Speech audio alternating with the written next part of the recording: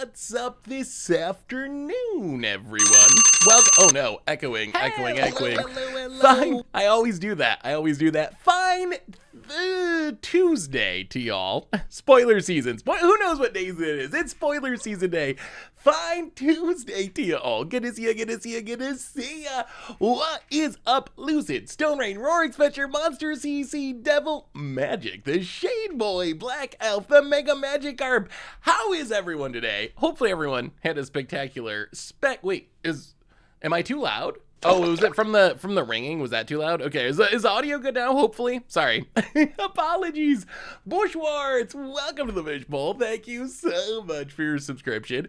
Big scoops here for you. Thank you. This set looks ridiculous. Like, I'm kind of blown away at how sweet this set is. I wish there was a little bit more like commander or non-commander stuff in the set. Like, they're kind of scraping around to find the good modern and legacy cards.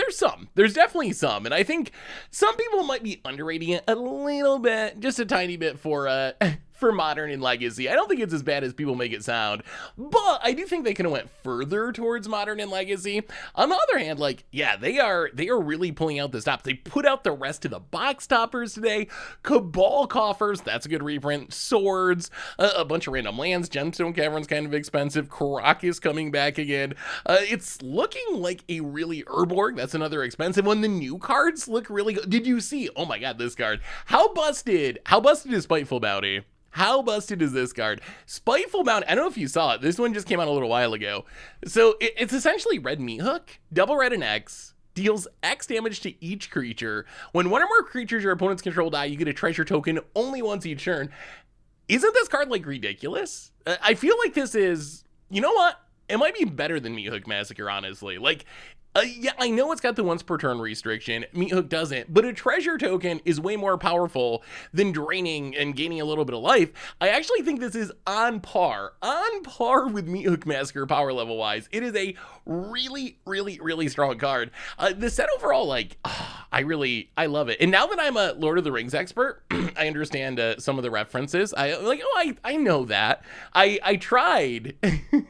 Over the weekend, I watched the movies, sort of. I tried to watch the movies. I made it, okay, so I made it through the first one.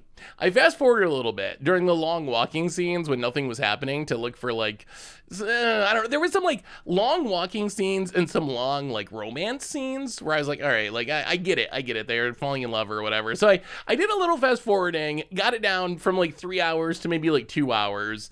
And then I got to the second one. I made it, like, halfway through the second one, maybe like 3/4 of the way through the second one. And then I fell asleep and I was like, I don't know if you have to watch the walking. Is that essential to the story, the walking? That is, that's a story.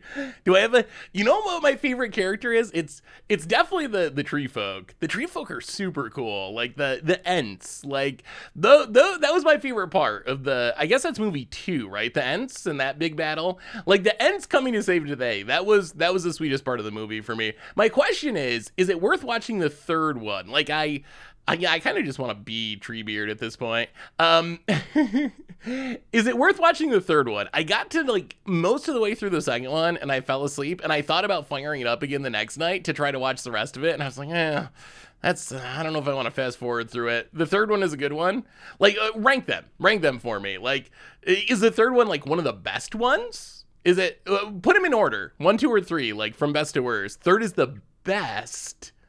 Yeah, that's what I need, the 10-minute version. I need the TikTok version of Lord of the Rings. Third is the best? Oh, see, I thought third might be boring. I thought it might be like all the cool battles and stuff were done because the trees like saved the day or whatever. That wasn't the climax then. Is there more cool stuff that happens? Because I thought the battle with the trees, that was the pinnacle of Lord of the Rings for me so far. 1, 3, 2? Third worst. Okay. Is there still some, like, is it just walking? Is there action? Do they do anything? They got to do some things, right?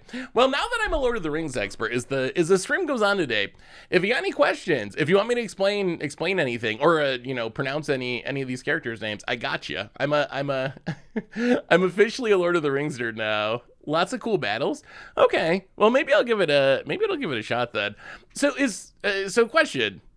from the Lord of the Rings expert, is Sauron actually a thing, or is it just like that floating like eye or whatever? Like, is that the extent that you actually see Sauron in the movies? Or is it actually a character at some point? Have I just not gotten to the cool Sauron point? Hey, what's up, Woozy Kaboody? How are you? Welcome to the stream. What are we playing today? We're playing New Standard. We are starting off with a deck that I kind of want to try. I've been messing around with Narset. Some new Narset, trying to like prowess things up. People are always asking, what about Monastery Mentor? What about Third Path Iconoclast? So we're actually going to see if we can win some games with Narset, trying to just go super wide with tokens, draw a bunch of cards with Toski is welcome. Now that it's unbanned, now the Invoke Despair is gone, flash some things back with Narset, maybe refill our hand with Transcendent Message. Basically, Jeskai prowessy, but not like super aggro-y. It's not like Historic Wizards or something where you're trying to jank people out on turn 3. It's more like try to go wide, try to play the long game, try to get the Narset down, to get the value going, eventually win with Narset, prowessing up the entire team. So that's the plan. Sauron is just an allegory for capitalism. Honestly, what was Lord of the Rings about? Or is it just purely is it an allegory for something? Or is it just straight up a fantasy story? I'm sure it's pretty famous, so I'm sure it's been broken down by people a million times in college classes. World War II, is that wait, who is Treebeard then? Treebeard, let's see. Treebeard. Who are the Ents? World War I? Why no Song of Creation? Because we're playing standard. We're playing standard. Anyway, reminders. Replay YouTube. That's where you can find all the old streams, including this one in the future. No, I know less about World War I. I know the Germans. I know the Germans got blamed for it. I was watching a documentary about World War II and how Germany was super mad that everyone kind of blamed them for World War I. So I actually don't know if they were actually to blame or if they were just blamed by everyone else for it. But yeah, I know more about World War II. Why no Stokes in the deck? I initially had Stokes, and I think there's a couple of possibilities. We'll talk about the possibilities of this deck. Replay YouTube. That's why for the old streams. Normal YouTube. Couple more days of Lord of the Rings spoiler coverage. Against odds, we got a sweet against odds tomorrow, doing some cool things with the new Aftermath card. Tons of stuff coming up on the YouTube. A reminder that our sponsor today is Card Kingdom, and if you need some magical cards, you can get them over at cardkingdom.com/mtgoldfish. Lord of the Rings, Tales of Middle-earth up for pre-sale now, so you can get whatever you need. Thank you to them for supporting the show. You can even get a free goldfish sticker. Just let them know you want one in your order notes, and they'll hook you up. Otherwise, merch page, token, t-shirts, playmats, giveaways, support the stream and the channel and the site. Donations always appreciated, never required. $2 or more gets your message read on stream. So this deck, I think there's like 2 or 3 possible ways to go with this deck.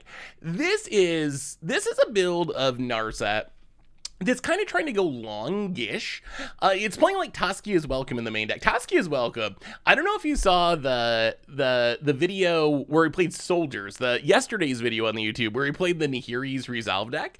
We played against this. Oh, green screen's visible. I should be able to fix that. I don't know if you saw that deck. We played against this soldier deck that was like flashing things in with Toskia's Resolve, and it was actually like ridiculously sweet. This deck can behind the scenes with the stream, fixing the green screen. All right, here, let's see how are we doing. Oh, now I'm invisible. That might be better. How's that looking? That's pretty good, right? Not too bad. We'll go with that for now. Lucid and Ego, welcome to the Fishbowl. Thank you so much for your subscription. Big super for you. Thank ya. So this deck, yeah, then the Hiri's Resolve deck is really fun. I just have fun playing Panharmonicon style decks. So Toski is welcome. So what is the plan of this deck? This deck, we're trying to do Toski is welcome stuff. So the plan is we can play stuff like Monastery Mentor. We can play stuff like Third Path Iconoclast. They make 1/1 tokens. Toski is welcome. Once a turn triggers when a creature mana value 3 or less enters the battlefield. That includes tokens. So what we can do is like play Third Path, play Toski is welcome, and then during our opponent's turn, we can cast an instant, make a token, draw a card. During our turn, we can cast something, make a token, draw a card. So that keeps us churning through our deck until eventually the big finish is Narset Enlightened Master, which is just ridiculous. Narset comes down, casts things from our graveyard, gives everything prowess. We combo with Bitter Reunion. Bitter Reunion is a way to make Narset so much better. It comes down, filters a little bit, triggers our mentors, triggers our third pass, and then we, for 1 mana, can give Narset haste, so we get to attack with it right away. We can flashback Bitter Reunion, flashback some removal, flashback whatever we want to trigger prowess and close out the game. So as I was trying to say, I think there's a couple of possible ways to build the deck. This build is looking to play kind of like a longer card advantage game. We're not trying to be as aggressive as possible. We're trying to play like, get our stuff down, draw a bunch of cards, and eventually overwhelm our opponent. So it's almost like mid-range, is it prowess, if that makes sense? There's definitely the possibility to play a much more aggressive deck. Let me make a copy of this, and maybe we'll try the more aggressive version too. But you can definitely build a much more aggressive version with some of the stuff that y'all have been asking about. The Mobster! Welcome to the Fishbowl. Thank you so much for your subscription. Big soup cheer for you. Thank you, thank you, thank you. So you can build a version of this deck where we trim some sideboard stuff. We move like Toskia's Welcomes to the sideboard. Move Toskia's Welcomes to the sideboard and start adding like Stoke the Flames, Play with Fires, Lightning Strikes, and try to be more of like an aggro burn version. I think that has potential as well. So it's a very different game plan. If you're gonna play a bunch of the burn spells, you're gonna be much more aggro. This is gonna be a try to close out the game fast. You're not gonna have as much card advantage, but you're gonna have these explosive games where you just kind of win out of nowhere. So I think there's multiple pathways to go. I'm actually not sure which one is going to be the best, but I think we can probably try both of them over the course of the stream. So I think, and then you could also go really big and get up to Chandra's and play more Planeswalkers and so forth. So I think there's a couple of directions to go, but is Stoke really that good with attacking prowess creatures? It's good at finishing off the game. Like, it's not great at triggering prowess often because you gotta tap down the creatures, but it is good at just like, you get your opponent low and throw a Play with Fire at your opponent's face, and then tap your stuff, throw a Stoke at your opponent's face, and just like straight up burn them out of the game. Where is Balmor to give everyone trample? I don't want to trample, I just want to draw cards. Balmor, I could see playing Balmor as like a one of. I think Balmor would be more at home in the like burn spell close version. Can you have a guest on the podcast next week that knows Lord of the Rings? This week's was painful. I'm an expert now. I watched 1.5 of the 3 movies this weekend. I got you. What would you like to know about Lord of the Rings, this semicolon? Put my knowledge to the test. There's like tree folk. I saw that. Everyone wants the ring. I figured that out. Like the ring's a big deal. The ring's like really big deal in Lord of the Rings. Everyone wants it. People die. They walk a lot. Sometimes there's battles. Okay, here's a question I have from the movie. What's up with the hair thing? That was the one part. What is up with the wanting the dwarf? The dwarf wanting hair as a gift. Is that just like the creepiest? Is that super creepy, or is there a non-creepy explanation for that? The idea that you would ask someone for a gift of their hair is just like so weird. Giarmacello, welcome to the Fishbowl. Thank you so much for your subscription. Big soup cheer for you. Thank you. I mean, so it's pretty creepy. It's gotta be. I came to say that I believe you're right on the podcast. Boros Legendary Aggro be a real deck. Have already brewed it. Hey, what's your list look like, Michelle? I'd love to see your list. Ooh, humans. Okay. That's a bit scary. Human can be pretty aggressive. Well, let's get down third path. Start making some bodies. Hey, what's up, Winston Churchill? How are you? How do you feel about the new Twitch ad rules? Since you won't be able to do the Card Kingdom plug or any ads really. I'm actually confused by that. I need to look into it more. I think I can still do the Card Kingdom plug, or maybe I'm just like completely misunderstanding. Maybe I'm just completely misunderstanding the rules of this. Abundant. So, yeah, I guess I can't say. I mean, it seems crappy. It seems greedy. I'm not sure why Twitch always gotta try to get the maximum amount of money possible out of everyone. So it seems greedy, but as far as the actual impact on our stream in specific, I'm not sure there's actually a meaningful. Wow, we have so many lands. I'm not sure there's actually a super meaningful impact to what we do. So Swift Spear would definitely be part of the more aggressive version. It's a new symbol of how much respect Gimli has for an elf, someone who dwarves are kind of racist against. Not only has it grown and become less prejudiced, shows respect. The elves are just token beautiful elf is more priceless than English. Ah, okay.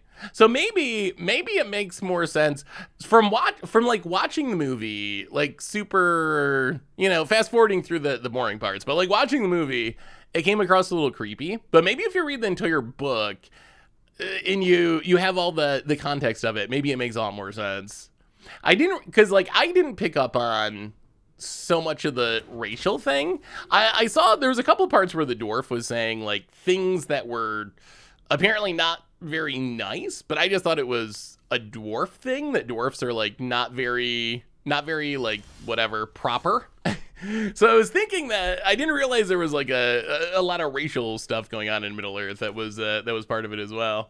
Well, play the land. We need a threat. We could really use a threat. Opponent. Finally started to go back to my LGS for standard built Dino Tribal, inspired by the Memer Dream deck. Ended up going 3-1, placing second, beating Esper Legends, New Rakdos, Mid-Range, and Super Friends. Ooh. Awesome. I'm glad that it's actually working. How do we do this now? So we got a Fading Hope.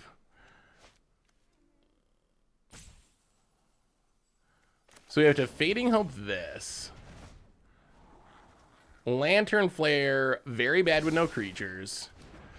Where in the world are our creatures? Where are our creatures? Opponent, Recruitment Officer. Oh, goodness. Come on, deck. We need a Fading Hope. All right. We'll just keep bouncing. I mean, we're going to draw a creature eventually, right? There are creatures in our deck. Dino Tribal, eh? Oh, that looks sweet. It does remind me of the Memer Dream deck. I mean, just playing big stuff. Just playing big stuff can go a long ways. Opponent, Adaleine. And another Coppercoat Vanguard. So if we bounce a Vanguard, I feel like we are just super spinning our wheels here. 1, 2. Even Transcendent Message, just not good without creatures. 1, 2, 3, 4, 5. So we could draw 2. That does not seem worth it. All right. There's the Coppercoat Vanguard. Opponent attacks with a Recruitment Officer. Oh, I've been playing Mario Vampires 5-Foot League on Goldfish. Been pretty solid. Ooh, yeah, Vampires. Oh, come on now. Vampires was one of my backup decks for today.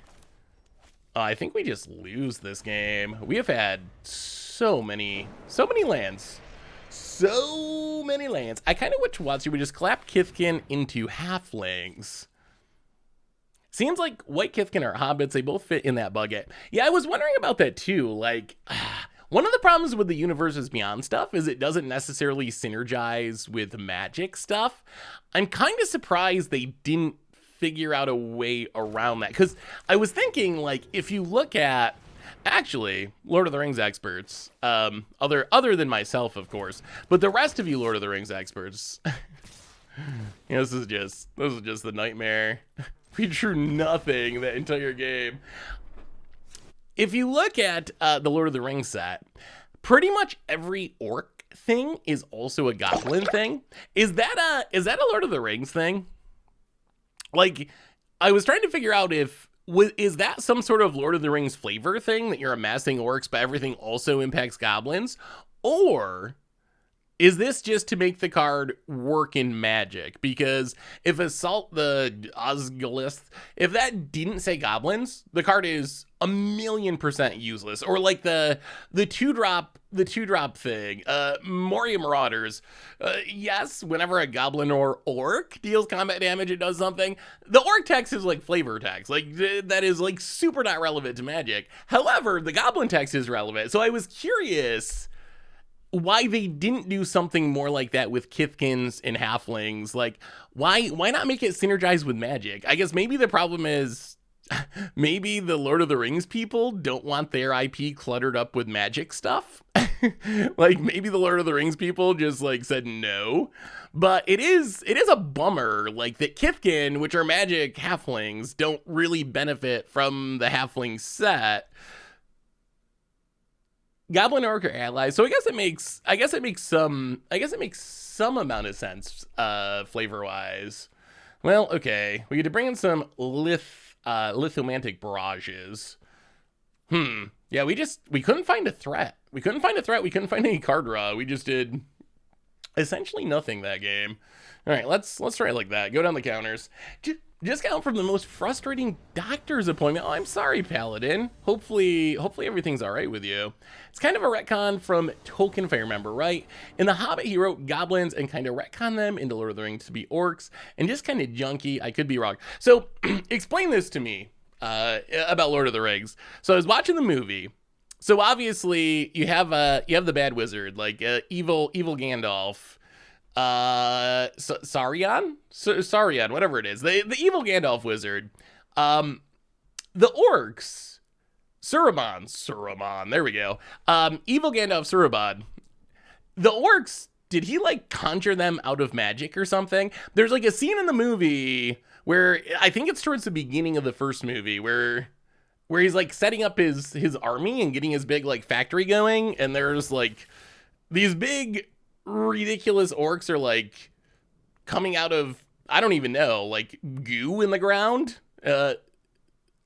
He bred them. Okay, so he didn't create them. They're like, oh, they're dead elves. Okay. And then the chopping of the trees, that was just to get the wood to make the big like orc factory, basically. It seems like that's where he went wrong. Like, if he didn't chop down the trees, he wouldn't have pissed off the Ents, and then he would have actually won that battle, and then I wouldn't have to worry about whether or not I was gonna watch the third movie. It would have taken care of itself. But instead he just couldn't resist going after the trees. Oh, orcs hate nature. Wait, why do orcs hate nature? It's just a thing? Well, okay. Thirst. Discard a land. Discard a land. Opponent gets a Thalia. Goes attacking. We kill recruitment officer.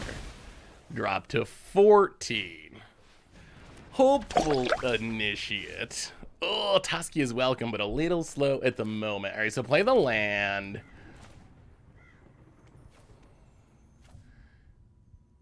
Oh, Thalia's obnoxious, isn't it? Consider. Invasion definitely got to go bottom here. I'll pass the turn. About it, Dabs. Yeah, we're gonna have to try. Oh, really? That too? We're gonna have to try some tree folk at some point.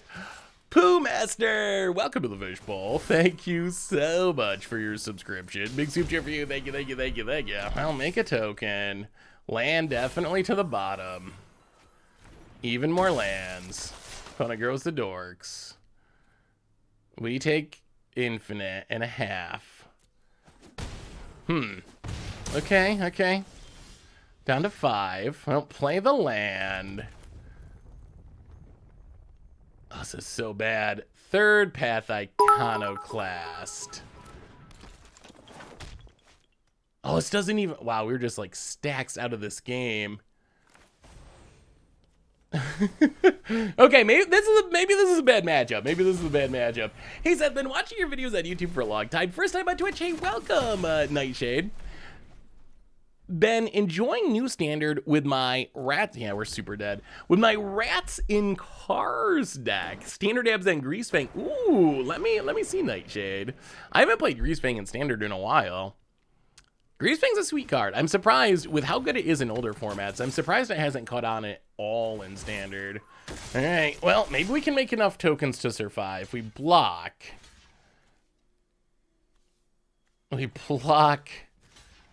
I wish we could get rid of this Thalia. This Thalia is just making our life miserable. We'd have to put 3 tokens in front of Thalia. Actually, maybe we can. Thalia, Thalia, Thalia, block. So we take 5?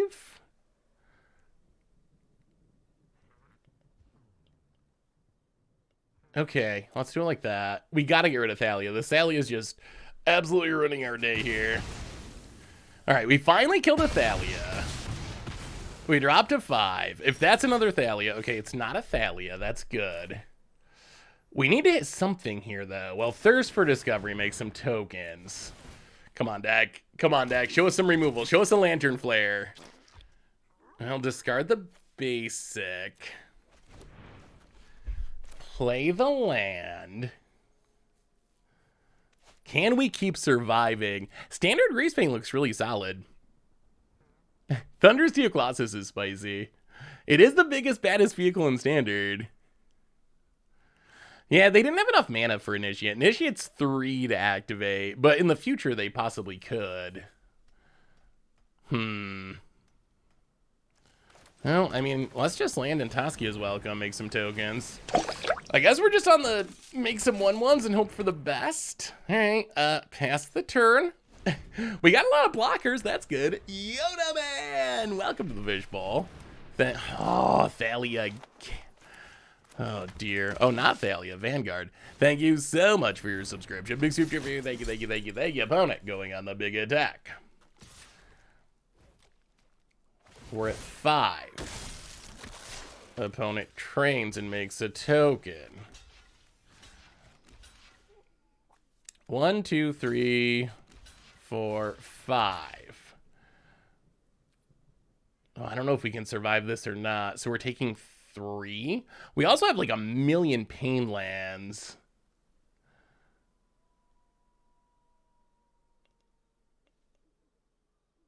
Okay. Do a bunch of blocking. Yeah, Botanical Brawler can be really powerful. Ooh. That's interesting. That is interesting. Okay, so, okay. 1, 2, 3. We can pay the... Okay, so... 1... Maybe we can stay in this. 1, 2, 3. Mentor. Draw a card with welcome. Play the blue source. Pass the turn. No attacks. Upkeep. Consider. Make some tokens.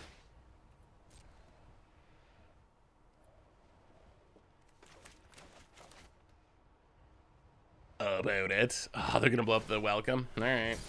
Yeah, hopeful initiate. Pretty good, pretty good. Well, in response, bounce Adeline. Pay the 1. Draw a card. Ooh, another welcome. Okay.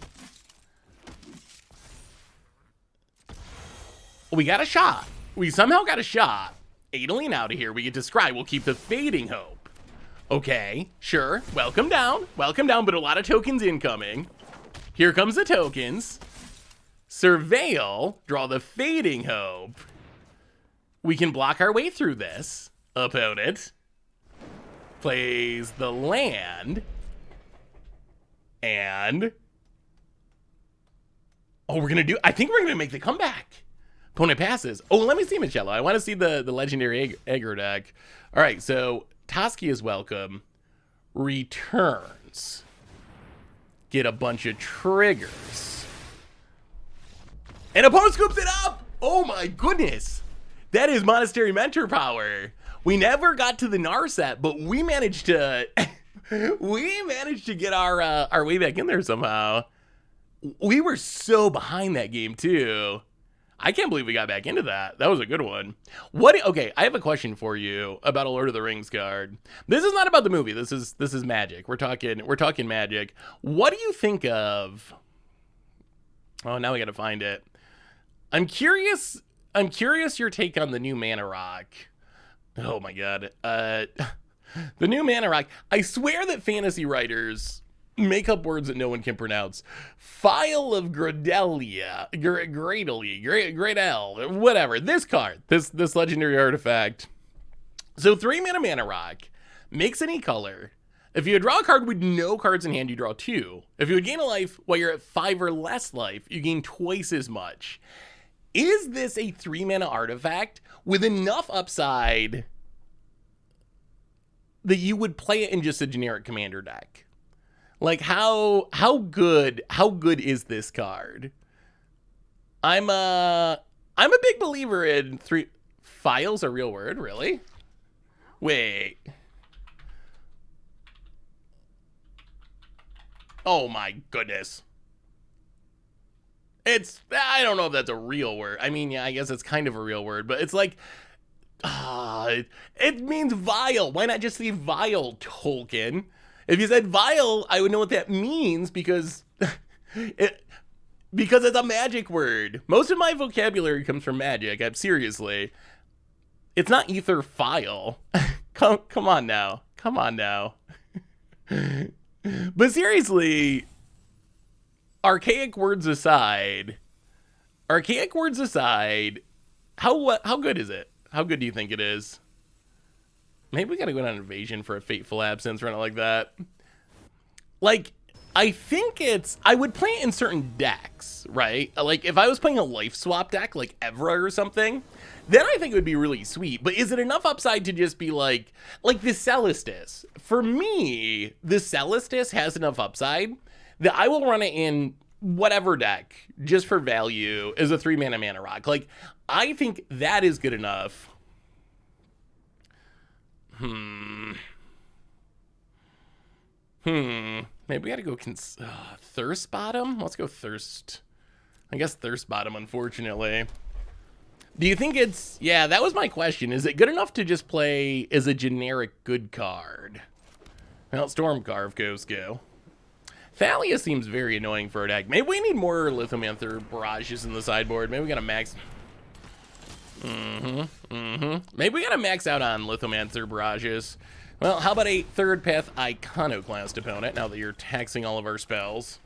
Opponent, planes, and ossification. Boo. Opponent gets in, hits us. Well, Sundown Pass, Monastery Mentor. At least they're taxing their own spells, too. Opponent, land, and gets in, no blocks. Down to 15. Oh, we're untapping. Oh my god. I was not expecting to just untap with Monastery Mentor. Well, okay. Shivan Reef. And I guess we just pass. Let's just pass. Opponent untaps. Plays a land. Goes to combat.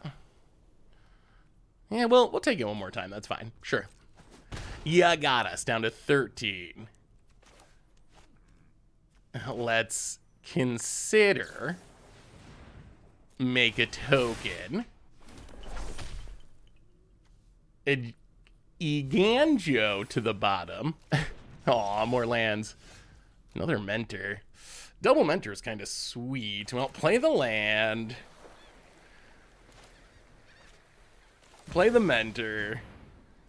Stack them up. Get in with the token. Are they actually going to fire it up? I mean, if they fired up, that's fine. I didn't think they'd actually... Okay, they did not actually fire it up. So next year, we do get rotation next year. Invasion of Gabagon. Okay. Opponent sees multiple remove. Oh, we might have to chump block. That's actually kind of awkward. I don't think we can let them flip the Gabakon. They take the Lantern Flare. Goes to comp. Oh, if they're not gonna... Okay, that's fine. If they're just gonna attack with Thalia, that's fine. Hits a Gabakon to 1. Oh, ho, ho, ho, ho, ho, ho, ho, ho, ho, ho, ho. Okay. Okay, let's just pass the turn. Oh, that is a draw. That is a draw opponent. Mishra's Factory. Fires up the Mishra's Foundry. Goes to combat. Attacks. Well, let's... Actually, let's just Lantern Flare. Lantern Flare. The Thalia. Get a few triggers. About it. Surge of Salvation. Sure. Well, block and block. Actually, no.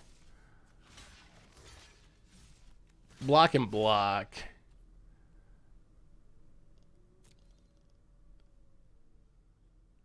About it. Opponent. Are we done? Are we done? Okay. Thalia down. We lose a mentor, but that's okay. That's okay. We draw another Lantern Flare. Oh, this is going to be so good. All right, pass the turn. Variant.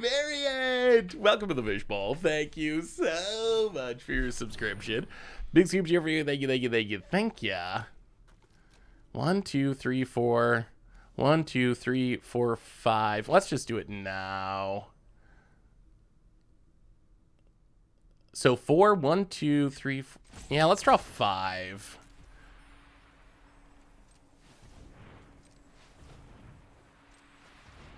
Yes.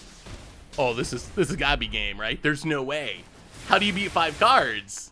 How do you beat it? That is the Convoke power. Yes. Oh, GG. Yeah, next year's rotation will be what would have rotated this year. So both Innistrad sets, Streets of New Capenna and Kamigawa. Opponent doesn't even wait. Opponent doesn't even. We didn't draw a Narset that game, but we did do some sweet things. Monastery Mentors. Oh boy, if you can untap with that card. Let me see, Marcello. Legendary aggro, eh? Let's see. Hopagurper, Isumaru, Ragavan, Zurgo, Frodo, Mary, Thalia, Squee, Sabria. That looks sweet. Yeah, I mean, I think I definitely want to try a deck that looks like this. I'm not sure. We'll see how it actually lines up with Modern. Like, Fury's such a nightmare. Solitudes. I guess Flowering of the White Tree does help against Fury, especially.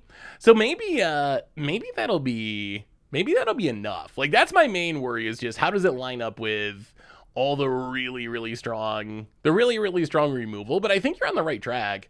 I really wish Flowering of the White Tree was not legendary. I guess it probably has to be lore-wise, but this card would be so strong if it wasn't legendary. As a legend, I don't know what you do about a card like this when it's legendary. It's really tough. Like, you really want one, especially in a legendary deck like this. +2/+1 and ward for 2 mana is ridiculous. But if you draw 2 or 3 of them, you probably just lose because it's legendary. I don't know how to handle it. It's gonna take some brewing, but I think you're on the right track. I think this is kind of the general direction I was thinking of going. Not sure, I hadn't really considered Squee. Maybe Squee is worth it. But yeah, Squee's interesting. There's definitely, I mean, there's so many legends these days that it seems possible. I think we want our creatures to be legendary. Oh, Mirrorbox. Yeah, Mirrorbox. Mirrorbox is such a fun card, but I don't know if it's really modern competitive. I think that's kind of the concern. Like, it does nothing a lot of the time. When it does something, that something is hilarious and actually pretty powerful. But if it doesn't do anything, it literally doesn't do anything, and it's hard to afford cards like that in modern. Yeah, did you see all that? We'll look at it. Let's do one more game with this and we'll look at them. They also spoiled a bunch of the set booster cards today.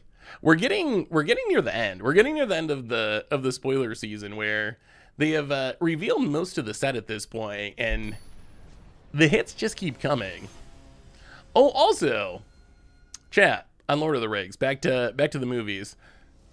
What is Smeagol? Like, what kind of creature is Smeagol?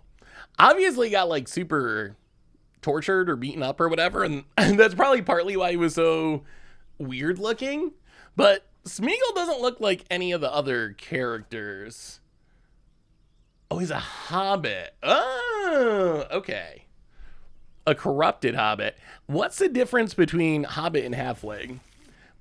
Is there a difference between hobbit and halfling? It was a hobbit that did a lot of meth. I mean, he did look rough. He did look rough. Apparently he was also like hundreds of years old, right? Because of the ring.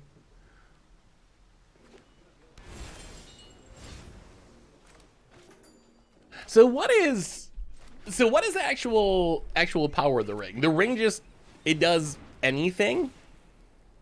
The power is limitless.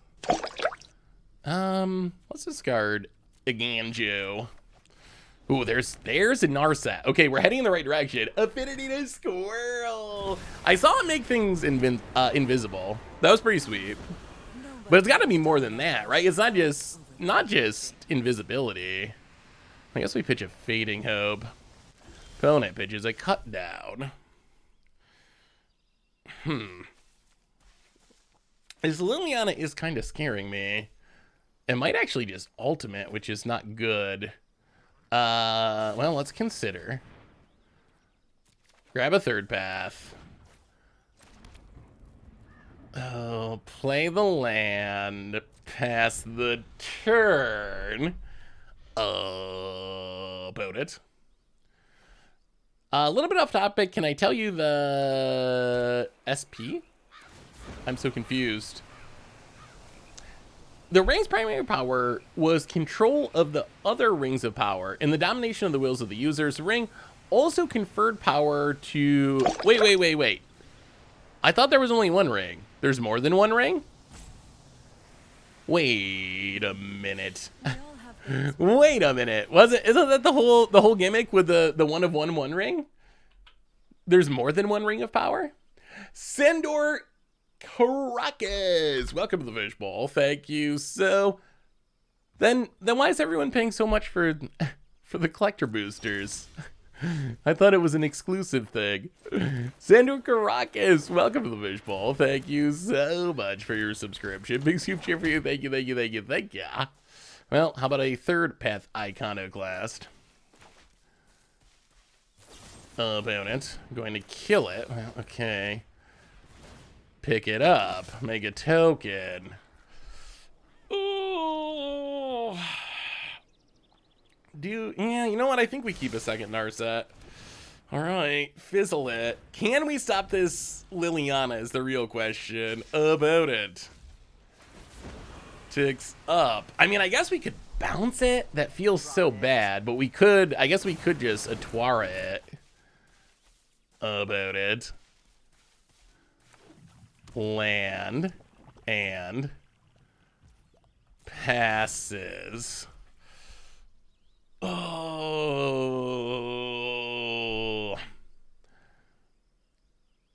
Did you just have the movie on in the background? No, I fast forwarded through some of the boring parts, and there was several of those. Like, if it was just people walking and talking for like 10 minutes, those were the parts I fast forwarded through. I'm an expert in the battles, though. I watched, I think, all the battle scenes. There was also some funny dwarf moments. So that was another question I had. As someone who's never read the book, Is the book, is the dwarf actually like comic relief in the book as well? Or was that a movie thing? Because obviously in the movie, it seems like the whole point of the dwarf was to kind of be like the funny comic. Like, it was kind of like goofy and falling over and knocking things over and like kind of a big like silly oaf kind of character. Yeah, okay. I guess that's fair. Sure. Opponent. Well, land. Liliana. Oh, we would love a land. A land lets us haste in the Narset, and it would be so good. Consider. All right, well, that's also kind of fine. Play the land. Consider. Trigger. Keep the planes. And pass the turn. Yeah, standard is... I have really been enjoying standard since the bannings. It has gotten way better than it was before. Opponent trying to figure out if they can discard their card to their Liliana. Halo Forager. Okay, it's a little bit on the annoying side.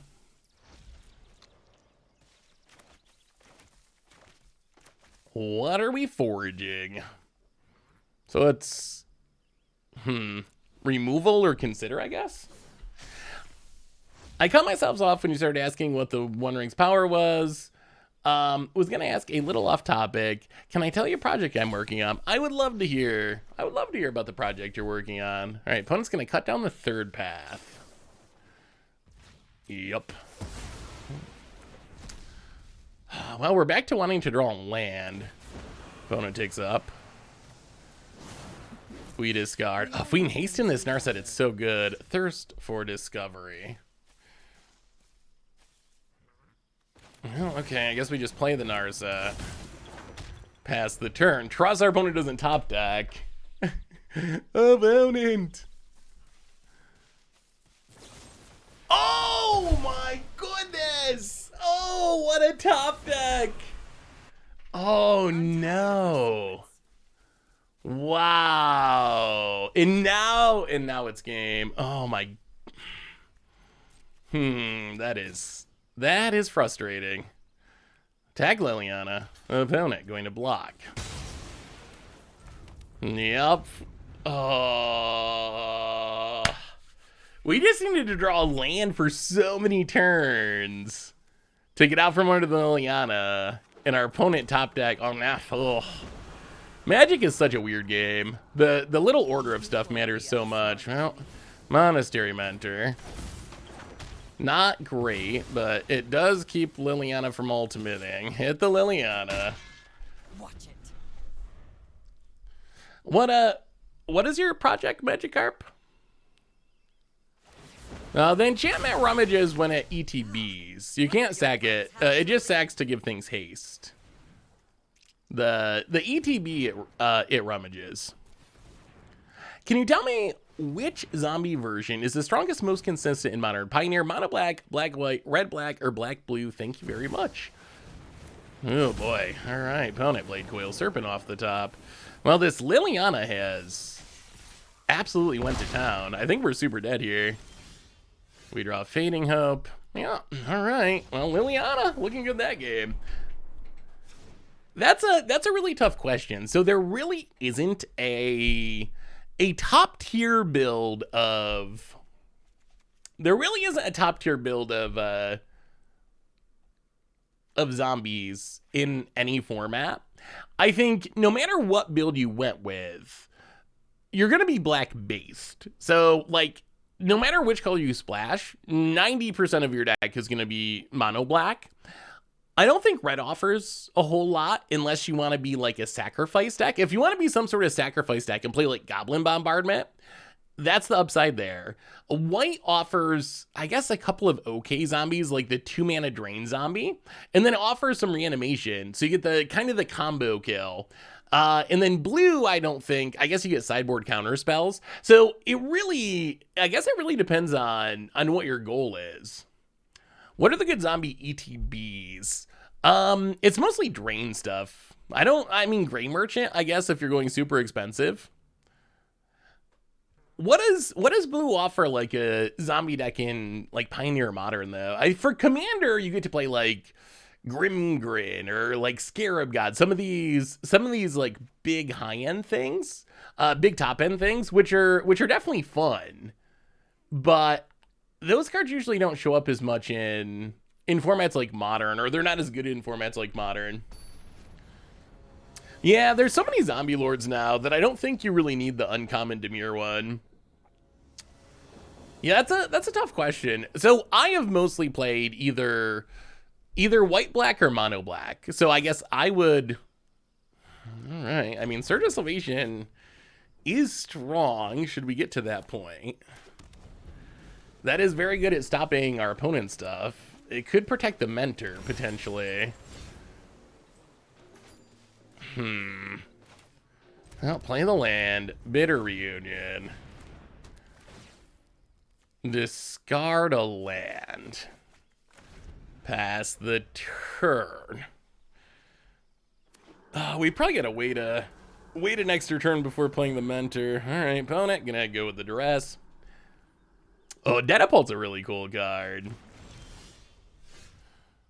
Ooh, Thirst is not bad. Yeah, that makes it much easier to wait a turn. Actually, I think we just do it now. They could have counters. Yeah, let's just Thirst now. All right, Thirst, discard the plains. All right, well, go Monastery Mentor, hopefully. Opponent. Darksleep Shores. And Mentor with protection and a bunch of cheap spells. Should we actually resolve it? I mean, we gotta go for it. Actually, do we go for it? On second thought, do we actually go for it? Or does our opponent just counter it? Do we run out Mentor? I don't know if we do. My project is, whenever you beat a game of Pokemon, all your Pokemon get a ribbon that says you beat the game, but you can redo the boss battle over and over. I'm getting all 1,007 Pokemon every ribbon for beating a game they can possibly get. I have beat the final boss of Pokemon game upward of 1,400 times to do so. That is a project. That is you know what? I think we're gonna wait. That is legitimately a very real project. How long do you think it'll take you to actually achieve that? Yeah, Atraxa's a strong Magic the Gathering card. That much is certain. Another Bitter Reunion. Well, okay, so now we're gonna play Mentor. We can pay for Make Disappear if our opponent's still playing those. We have Fading Hope. We have Surge of Salvation. We got multiple layers of protection. Opponent. Go for the throw. Well, you will. Surge of Salvation. Fizzle it.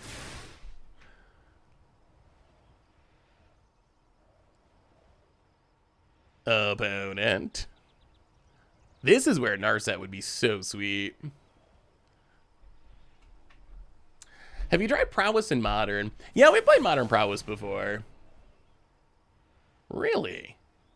Okay. Well, then I guess we just Fading Hope.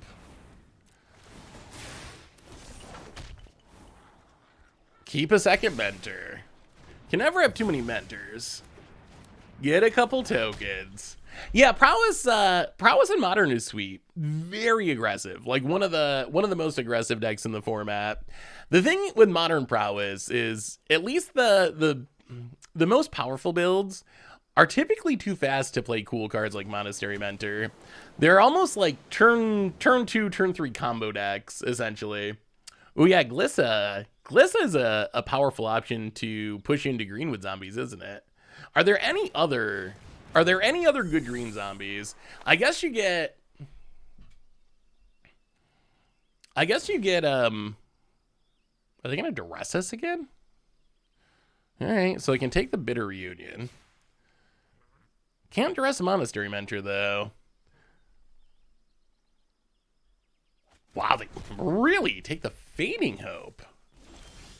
Sure. Well, let's play a Monastery Mentor. Bitter Reunion. Get some triggers. Yeah, that's how most Modern Prowess decks are. Opponent is going to kill a Mentor. They don't know we have a second one. Discard the Mountain. Draw. Oh, finally. We have not done a good job of finding Taskia's Welcome. Takasia's Welcome. The Great Destroyer. Welcome to the Fishbowl. Thank you so much for your subscription. Big super chat for you. Thank you, thank you, thank you. Thank ya. All right, opponent. Graveyard Trespasser.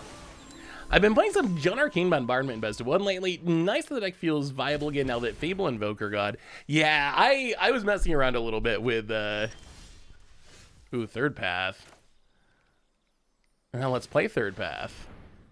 I was messing around a little bit with our Arcane Bombardment too, and it's definitely gotten way, way better. Land. Ooh, it is a land. Not the one we wanted, but it is a land. All right, well, pass the turn.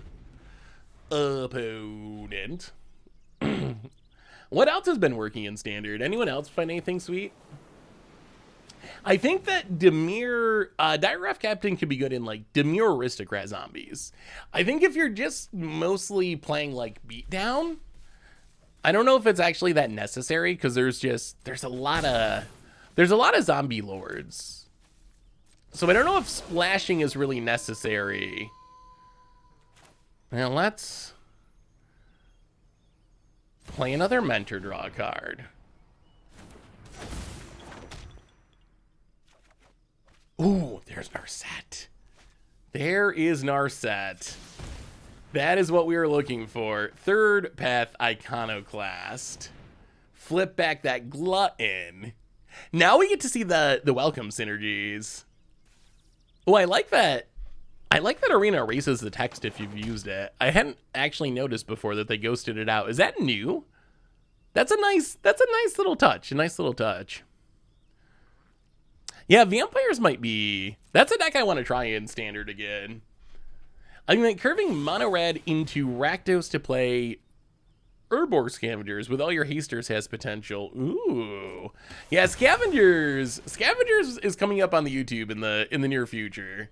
We will be doing some scavenging. Opponent, take Numa. Gets a Blood Tithe Harvester. Oh, this Narset's gonna do some work. Opponent goes to combat. Attacks. Sure. Can we just win this turn with Narset? Blood Tithe Harvester. Are we finally gonna get to see the Narset value? I've been playing red-white Arcane Bombardment. Eats aggro and mid-range for breakfast. Yeah, you get a lot of good sweepers. And Arcane Bombardment might actually stick around. Yeah, we're switching away from, unfortunately, Cardboard Live.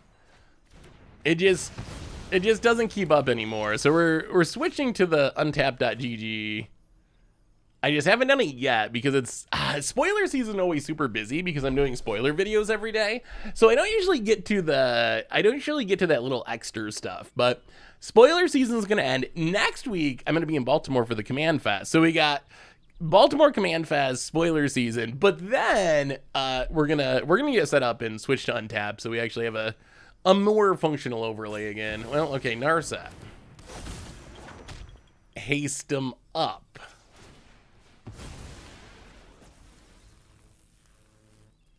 Go to combat. Swing with the team. Go for the throat. Kill the Narset's so good. Graveyard Trespasser. Prowess for days. Out of here, Trespasser. Draw a card. And I don't know if this is lethal, but that's a lot of damage. That is a lot of damage. Opponent takes it and dies. Jeremy! Welcome to the Fishbowl. Thank you so much for your subscription. Big super for you. Thank you. If you're playing a lot of haste stuff, it's basically 4/4 haste for 3 that hates on the graveyard. Yeah, if you can swing with it right away, it's pretty good. Pretty good. That was, I mean, the deck's actually kind of sweet. The synergies are pretty sweet. And plus, like, who doesn't love casting a huge transcendent message?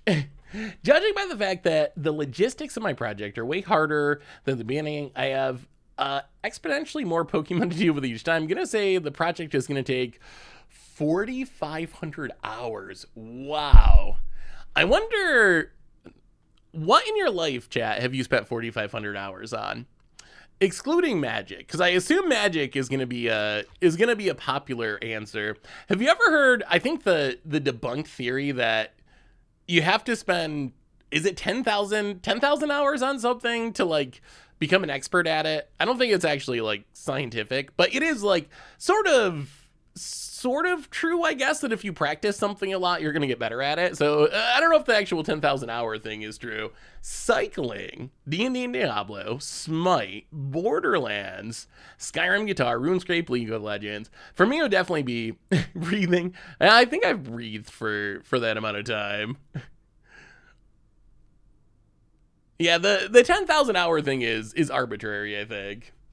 Yeah, Civilization, I think Civilization is the game that I have the most hours on. I don't even want to look at my Steam. The number is partly inflated by the fact that I would sometimes just leave it running in the background of my computer for like weeks on end while I was doing other stuff rather than loading it, saving it and loading it. So I think that inflated the number a little bit, but my numbers on Civ are super high. Sleeping. Yeah, we've probably all done that. Oh, it doesn't count? Oh, that's good to know. I thought the number was inflated by, oh no, that just means I've spent a lot of hours playing Civ. That almost makes me feel worse. Makes me feel worse about the big numbers. Did you download MTG on stream? I haven't. Although I should. Tracking hours is cool. Plus you get to comment on it. I heard a new Civ is coming. Is it true that they're actually working on a new Civ? So if we play third path, it's gonna die. Maybe we just... this hurts. I hate discarding the transcendent message, but I think it's necessary here. Get down the Bitter Reunion. Civ 6 is probably my favorite non-Magic game. It was 5. I was a big believer in 5 for a long time. Because I like to just spam wonders. And you can't really wonder spam in 6 because you gotta actually lay out your city and there's like all these requirements. But I've come around to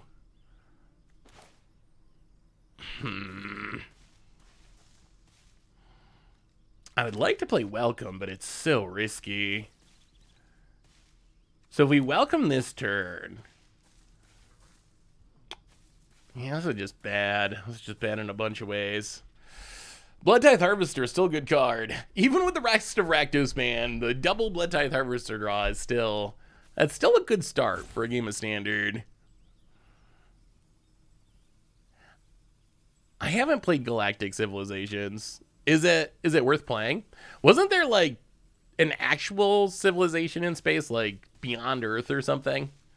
Although I've never played it, but I've heard a lot of people kind of make fun of it. So I don't know if it's actually that good. You know what? Whatever. We're going to take the risky card draw plan. Civ 6 gets better once you get used to it. I was definitely, like, for years, someone who would still play 5, even though 6 was out. But once I actually took the time to actually... Oh, dear God. Once I actually took the time... Yeah, we're in super big trouble now. Once I took the time to learn 6, it actually, I think it's actually better. I do. Yeah, this, oh boy. Nightmares. All right, did our opponent not get the message that their deck was banned? Come on now. Shieldred, Blood Tithe Harvester. The banning's failed. Straight up failed. I mean, we're so dead here. It doesn't matter what we do. Like, nothing Yeah, nothing we do actually matters. Trigger. You're a couple thousand hours into speedrunning Hades. I've never tried speedrunning games. It seems like it could be fun. Any tips you can give a very new Magic player for deck building? What kind of deck are you building? Or you just want general tips? So, for general tips, I think one of the best ways to learn when you're starting is to look at other people's decks or tournament decks, not to copy their cards necessarily, although I think copying their cards and net decking, quote unquote, is actually a very helpful way to build decks. But one thing that I think is really beneficial, you can go to like mtggoldfish.com, which we have all the deck lists and stuff. But if you just look at other people's deck lists, you get some ideas of like what kind of cards make a functional deck work. Like if you look at like Esper mid-range, you got a bunch of creatures. Okay, you got like 3 removal spells. So you're probably going to want, at least some removal in your deck. That's one of the things that you can learn from that. Or you can look at a control deck and kind of get a sense, wow, 28 lands. If I'm playing control, I'm probably going to want to, even though Arena's going to recommend 24 lands, if I'm playing a control deck where I really got to hit my land drop every turn and I have lots of card advantage, maybe I should play more lands than Arena's recommending. So stuff like that I think is really beneficial. Know that it's going to be a learning process. Like mana base, that's something that people underestimate. Life gain is probably worse than you think, and having a decent mana base is probably way more important than you think. I think every time people start off, you overrate life gain and you underrate the power of lands that come into play untapped, for example. Or like, I think a lot of people miss that when they're spending their wild cards. A lot of times you're probably going to gain more win percentage by spending them on dual lands than on cool fun cards, as painful as that is to say. Do I ever browse the Goldfish Discord? I do, not as much as I should probably, but I do every once in a while.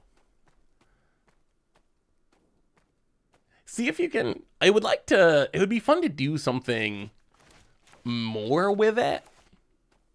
There's just so many places, like Twitter, and then we got stream and YouTube comments and Reddit. There's like so many places to interact that sometimes it's challenging to consistently add another place to the mix.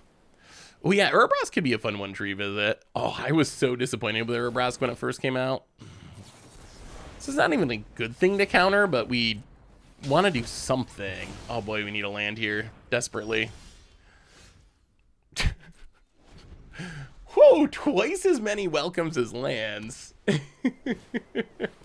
Well, then. I was wondering if you would look back at the Sigarda deck since rotation, been trying to claim it with best of 3. But Ateliatraxa seems to be impossible to beat. Ateliatraxa is very tough. I think I don't know what the answer to that is, honestly. Oh god.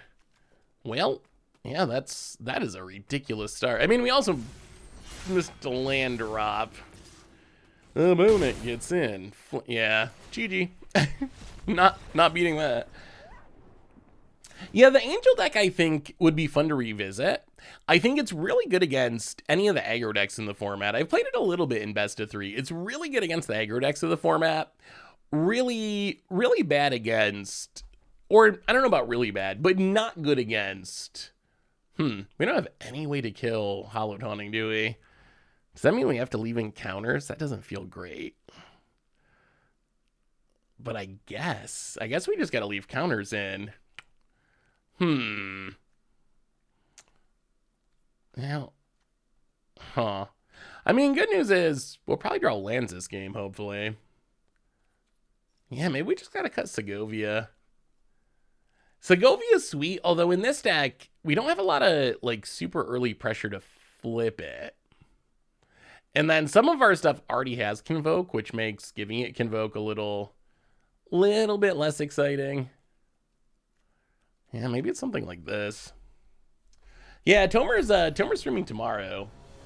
Have a question for the podcast. I can't send it to you. Would it be possible to add a section in the Discord for fish mail? Ooh, that seems possible. Yeah, I will look into that. See if that's possible. I assume we should be able to do that pretty easily though. Yeah, I mean, do you think Italian Atrox are going to end up a problem in Standard? I feel like they're not super heavily played. If anything, Esper's the #1 deck right now. But that late game does tend to... It puts a hard cap on things. Like, you either have to have a plan for stopping it or have a plan for winning before it happens, or else you are probably going to end up losing. I don't know what a deck like the Angel deck can really do about it. You can try to play Stone Brains, I guess. But even that's not like... It's okay. Like, it can be okay, but they have a mixture of threats, so it's not a guaranteed answer even. Well, okay. Let's play... Yeah, let's get down Iconoclast. This thing is sweet. We don't have any removal, but... Iconoclast into Welcome... into Narset, hopefully. Cameo of Transience. Well, we will play the land. Get down Welcome. Make a token. Pass the turn. Hey Seth, love catching your stream. Wish Wizards had gone harder at banning things with lack of rotation. I mean, I've really been enjoying Standard since the bannings, but remember, there's another BNR in August, so... Just because it hasn't been banned yet doesn't necessarily mean that it will never be banned. I'm holding out hope that more bannings could possibly be coming. Yeah, Cut Down and Lithomantic Barrage, I think, are probably the two best Rafine answers for sure. Angels beating Angels, I guess, is kind of a flavor win. I'm fine with the Troxit tally. The game keeps going, not even biggest you can go. Chandra turns is much bigger. That's true. Although Chandra you have to untap with. I think Chandra's less powerful than those two, right? At least Chandra, if your opponent just plays Chandra and you kill it, nothing happens really. Are we just gonna run out Narset and hope? I mean, I guess. I think this is the best option. All right, come on. No ossification. No ossification. Let us have a little fun, Enchantress. Just a little bit of fun. What are your thoughts on the Lord of the Rings set? Do you think it will be good? Do you like Universes and Beyond cards being the only version of cards, or would you prefer skins like Crimson Vow?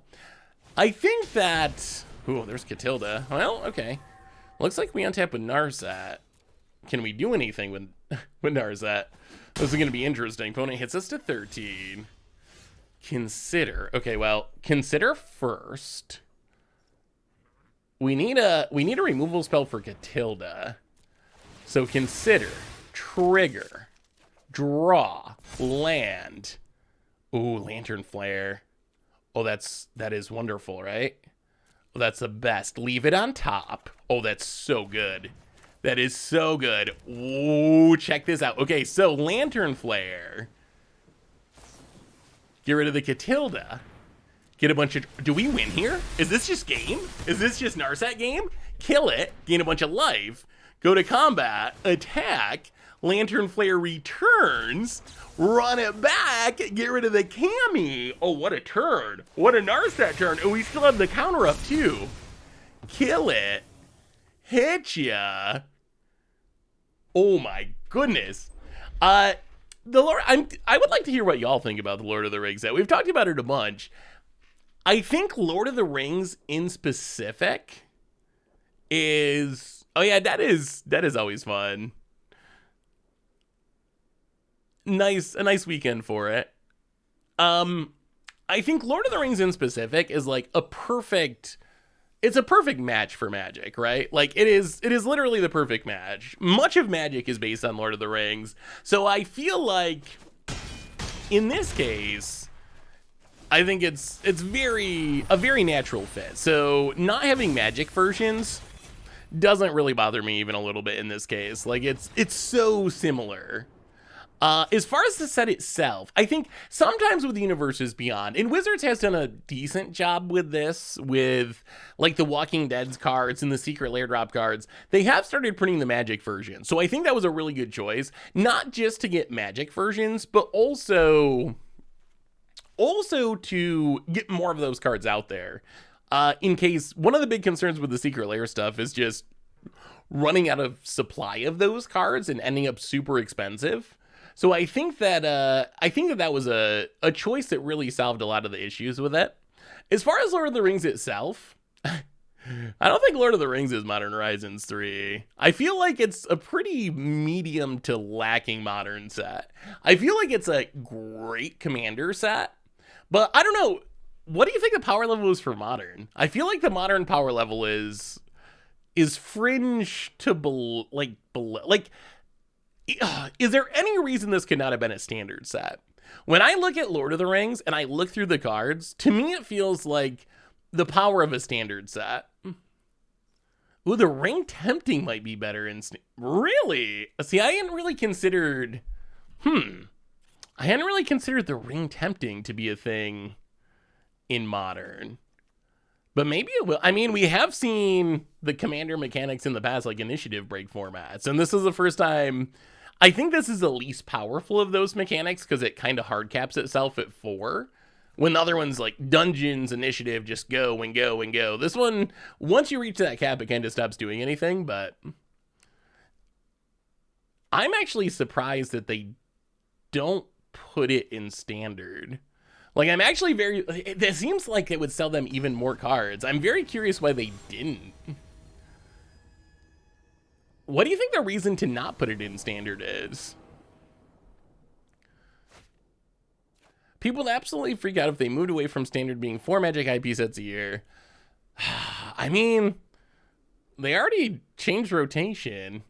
To me, the rotation change makes me much more accepting of it. When they first announced Universes Beyond, I was like, hard no on it being in standard. Like, not even up for consideration. Just like, I don't want that, period, no. Now that we have this, like, no rotations, seemingly conservative bans, like, all of that stuff together, that makes me a little bit more like, On second thought, maybe I would be okay with them, just putting it in standard. This was selling modern legal set, but we all know it's a commander set. Yeah, I mean, I think that's how it turned out, right? Like, we kind of thought for a minute that it might be a modern set, but once we got more information about it, and once Wizards once we started to see the cards from the set, it became pretty clear that it's not really a modern set. It's a commander set that is legal in modern. Which is fine. Like, I would rather have it legal in modern than not legal in modern, but it's certainly not designed to do what Modern Horizons does to the format or whatever, which overall is probably a good thing. Like, I don't think Modern Horizons was necessarily a good thing for the format, at least the top end cards. Would the new Smeagol be getting a Cocoa Aristocrat shell? Is that the... There's so many cards with the same name. So new Smeagol, is that the ring tempts you when it dies? I think the question is going to be, how good is the ring tempting you? Is the ring tempting you something that's worth it? I think that's the big question. And I'm not sure. Are we just going to welcome? Oh, do we have to bounce Hallowed Haunting? That feels bad. All right, welcome, trigger, prowess, play the land, hit ya. I guess we just try to be the aggro somehow. Hallowed Haunting is a scary Magic the Gathering card. Generous visitor number 2. Do you have enchantments? Oh god, Calyx Guided by Fate. Triggers for days. Ooh, if our opponent also has Audacity, oh dear. Okay, 4/4 and a 3/3 and a 2/2 and another counter. Yeah, that's a big scary board. Counter on Calyx. Opponent goes to combat. Opponent goes attacking. Well, block. Is there a way? Is there a way through this? Consider to draw some cards. Come on, deck. Come on, deck. We draw a land. Fading Hope is good. Fading Hope is good. That's the kind of card we do want. Ooh, there's Narset. Okay. Okay. So... Bitter Reunion. Get some triggers. Oh, and a Barrage, too. Oh, that's even better. Okay, I think we have a shot now. Draw some... Oh, my goodness. And a Fading Hope. Okay, play a Tuara. Barrage.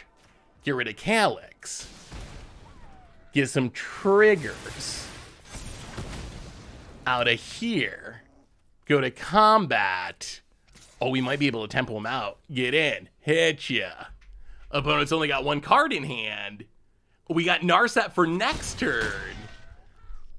Opponent goes to 9. Untap. I think we're going to steal it. I think we're going to steal it. Through the Hallowed Haunting. Oh, this Narset's going to seal the deal. Gonna seal the deal. So the box toppers are legal in formats where they were already legal. So box toppers, they don't change the legality on the card. So if the card reprinted as a box topper was already in Modern, it'll be in Modern. But if it wasn't, it will not become Modern legal as a result of this. Bounce it. Draw. Pick it up. Keep the land. I think we just win here. Untap. So we get to play Deserted Beach. We get to Fading Hope. Bounce Generous Visitor. Get some triggers. Oh, we should have... Oh! And a bonus scoops it up. Whoo! Is it me, or does Narset not listen on Cardboard Live? Yeah, we were just talking about that a minute ago. We're gonna switch away from Cardboard Live. It probably won't be until after we finish spoilers and MagicCon Baltimore next week.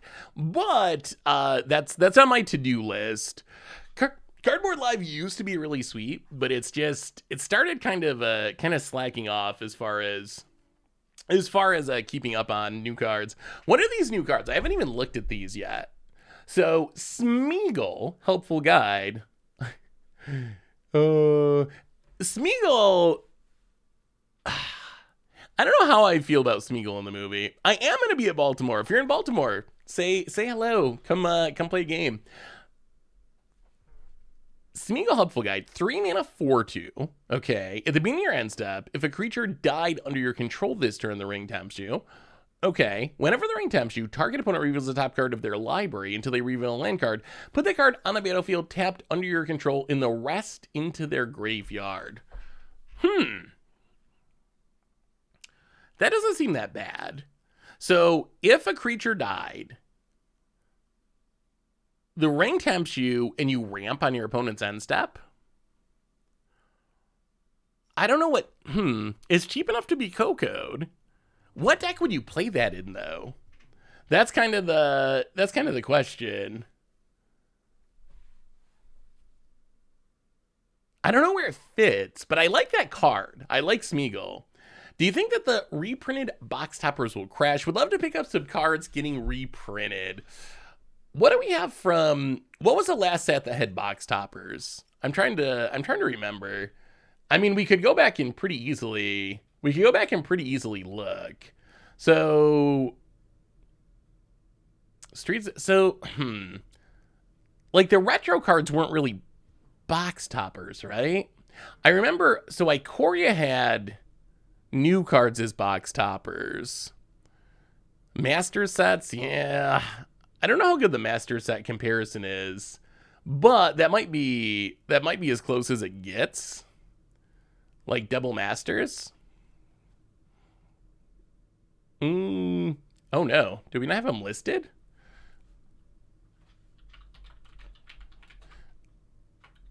Let's see. I'm actually curious. I'm actually curious how much they're gonna drop. Box toppers. Oh, this 9th edition. Oh, Dominator United. Those weren't reprints though. New Capenna, 11 versions of Gala Greeter. Reskins, but these were reskins of cards in the set. Oh, okay, maybe Zendikar Risings. That might be that's probably the best. Let's look at Zendikar Risings. That's probably the most straightforward comparison.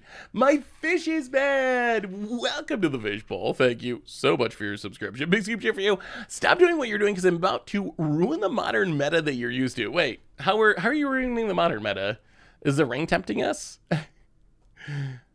What do you think of Radagras the Proud? Do you remember the Heartless Emiria deck you played? Would be really fitting there. Yeah, I think it's a sweet card. If you can get it on the battlefield and the decks build around it, it's a very, very good source of card advantage. Do we not have these? I'm so confused. Do we not have these listed? Huh. Why do we not have them listed?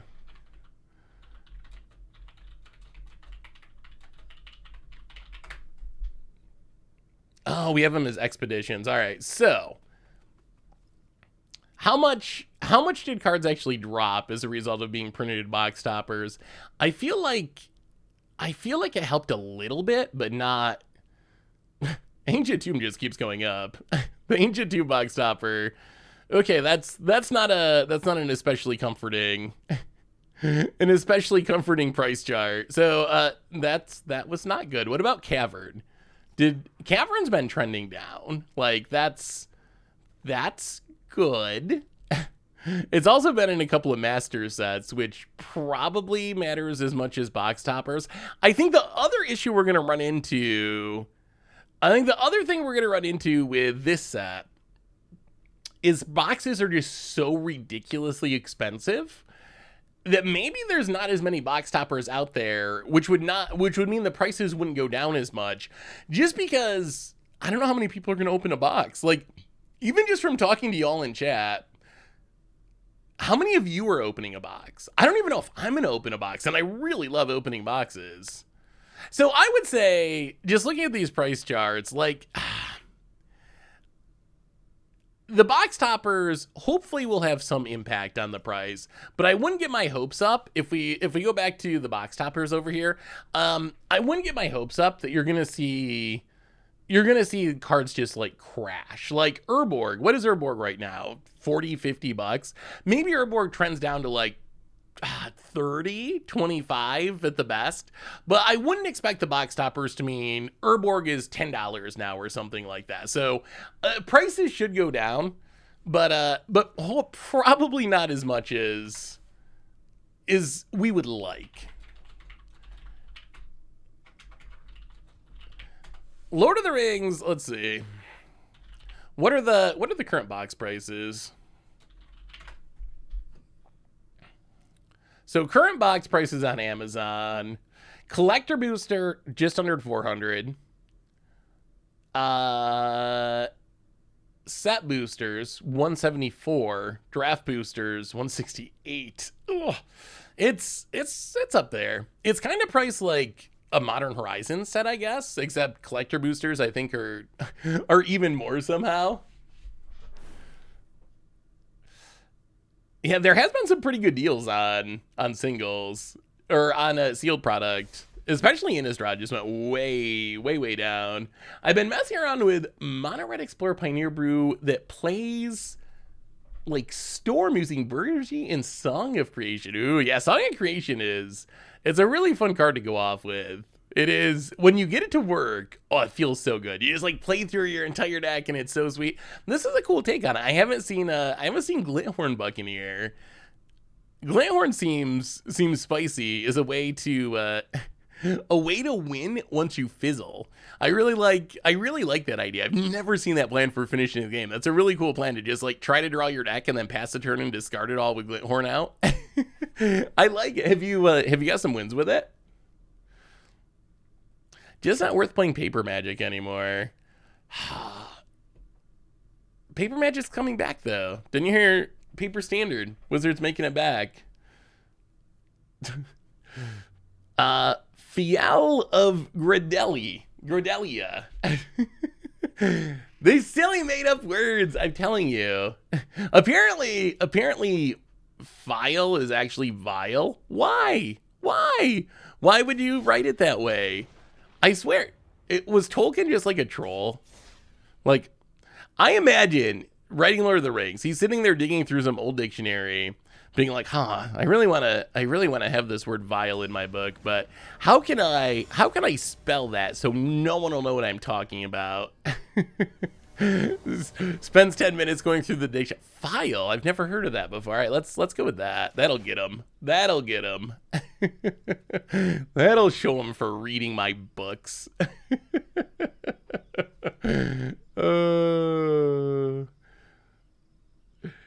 He didn't dig through the dictionary, he wrote it. Really? Did he actually write a dictionary? That's actually kind of sweet.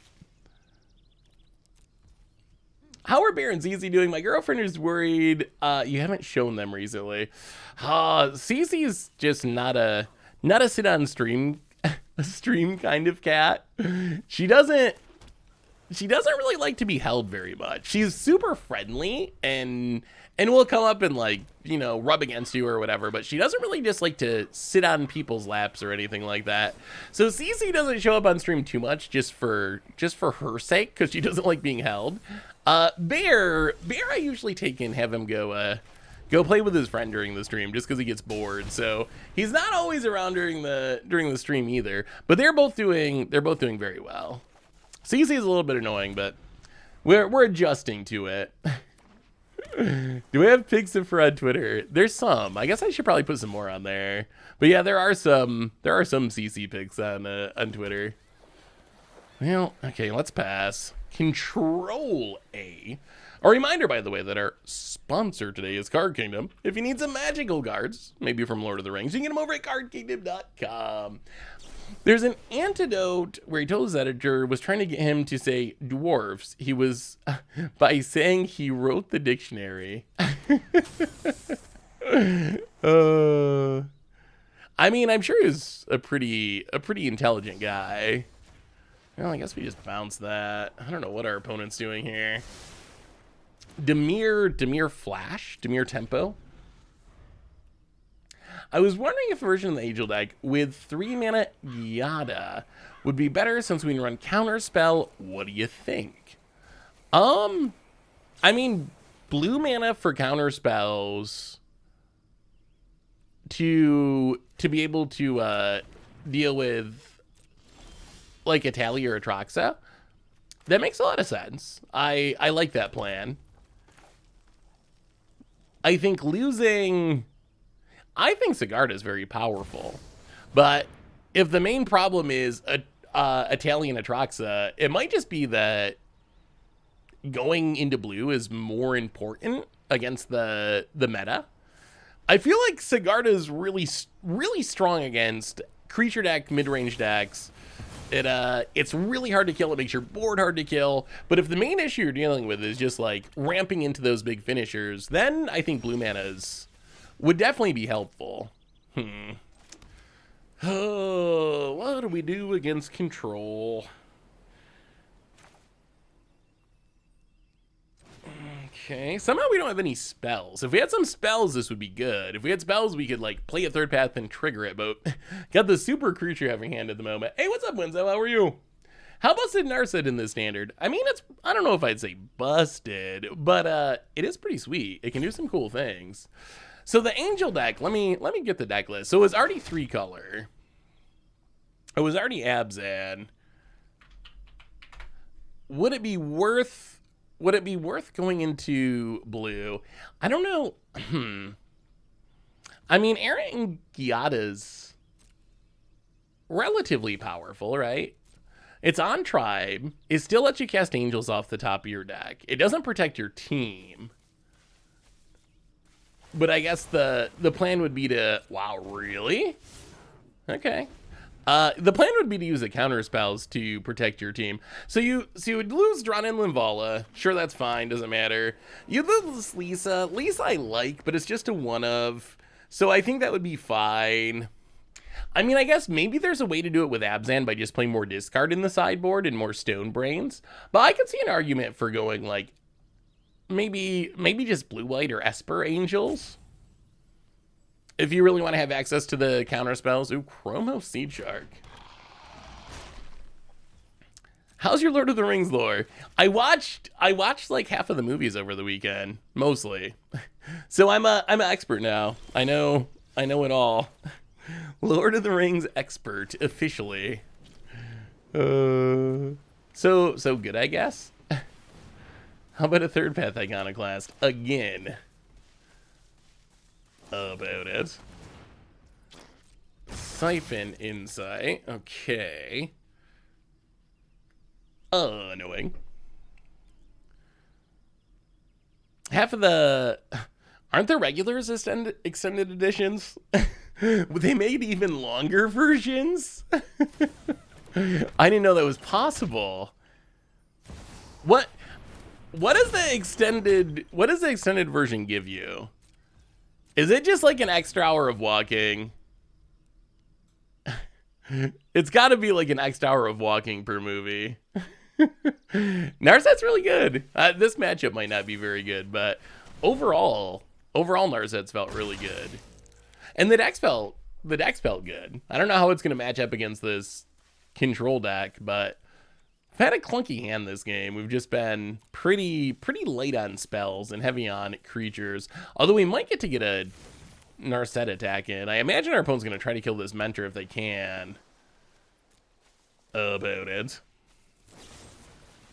Kills a mentor if they can. That's a lot of incubates. Well, go hasty Narset, I guess. Toski is welcome. We could have used that earlier. So.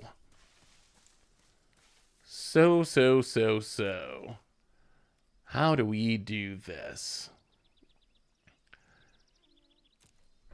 So we play Narset, we haste Narset. We could kill the shark. We could Siphon Insight. We could consider. We could bounce the shark. We could just get back the Bitter Union, but then we got to discard the Welcome, which would be kind of a bummer. How long are the extended editions? Well, I think we got a Narset why we have a shot. So, Narset. Crack the Bitter Union for haste. Go attacking.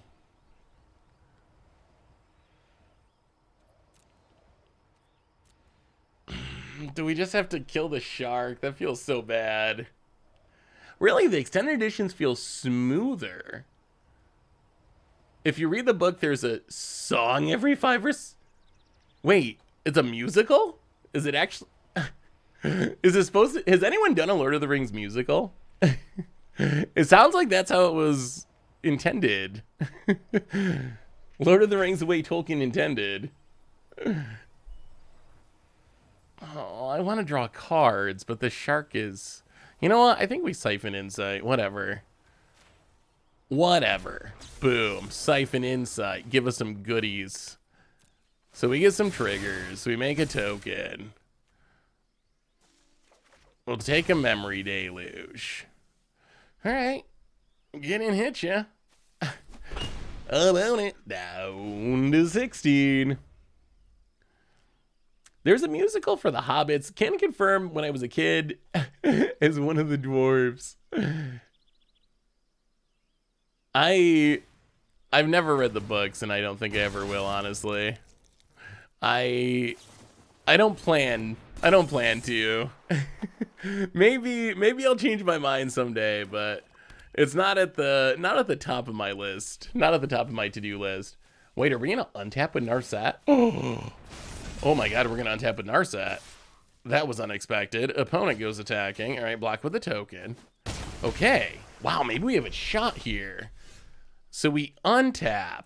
We draw. It's a mentor.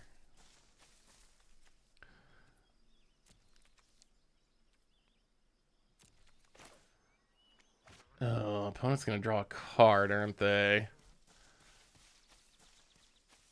So...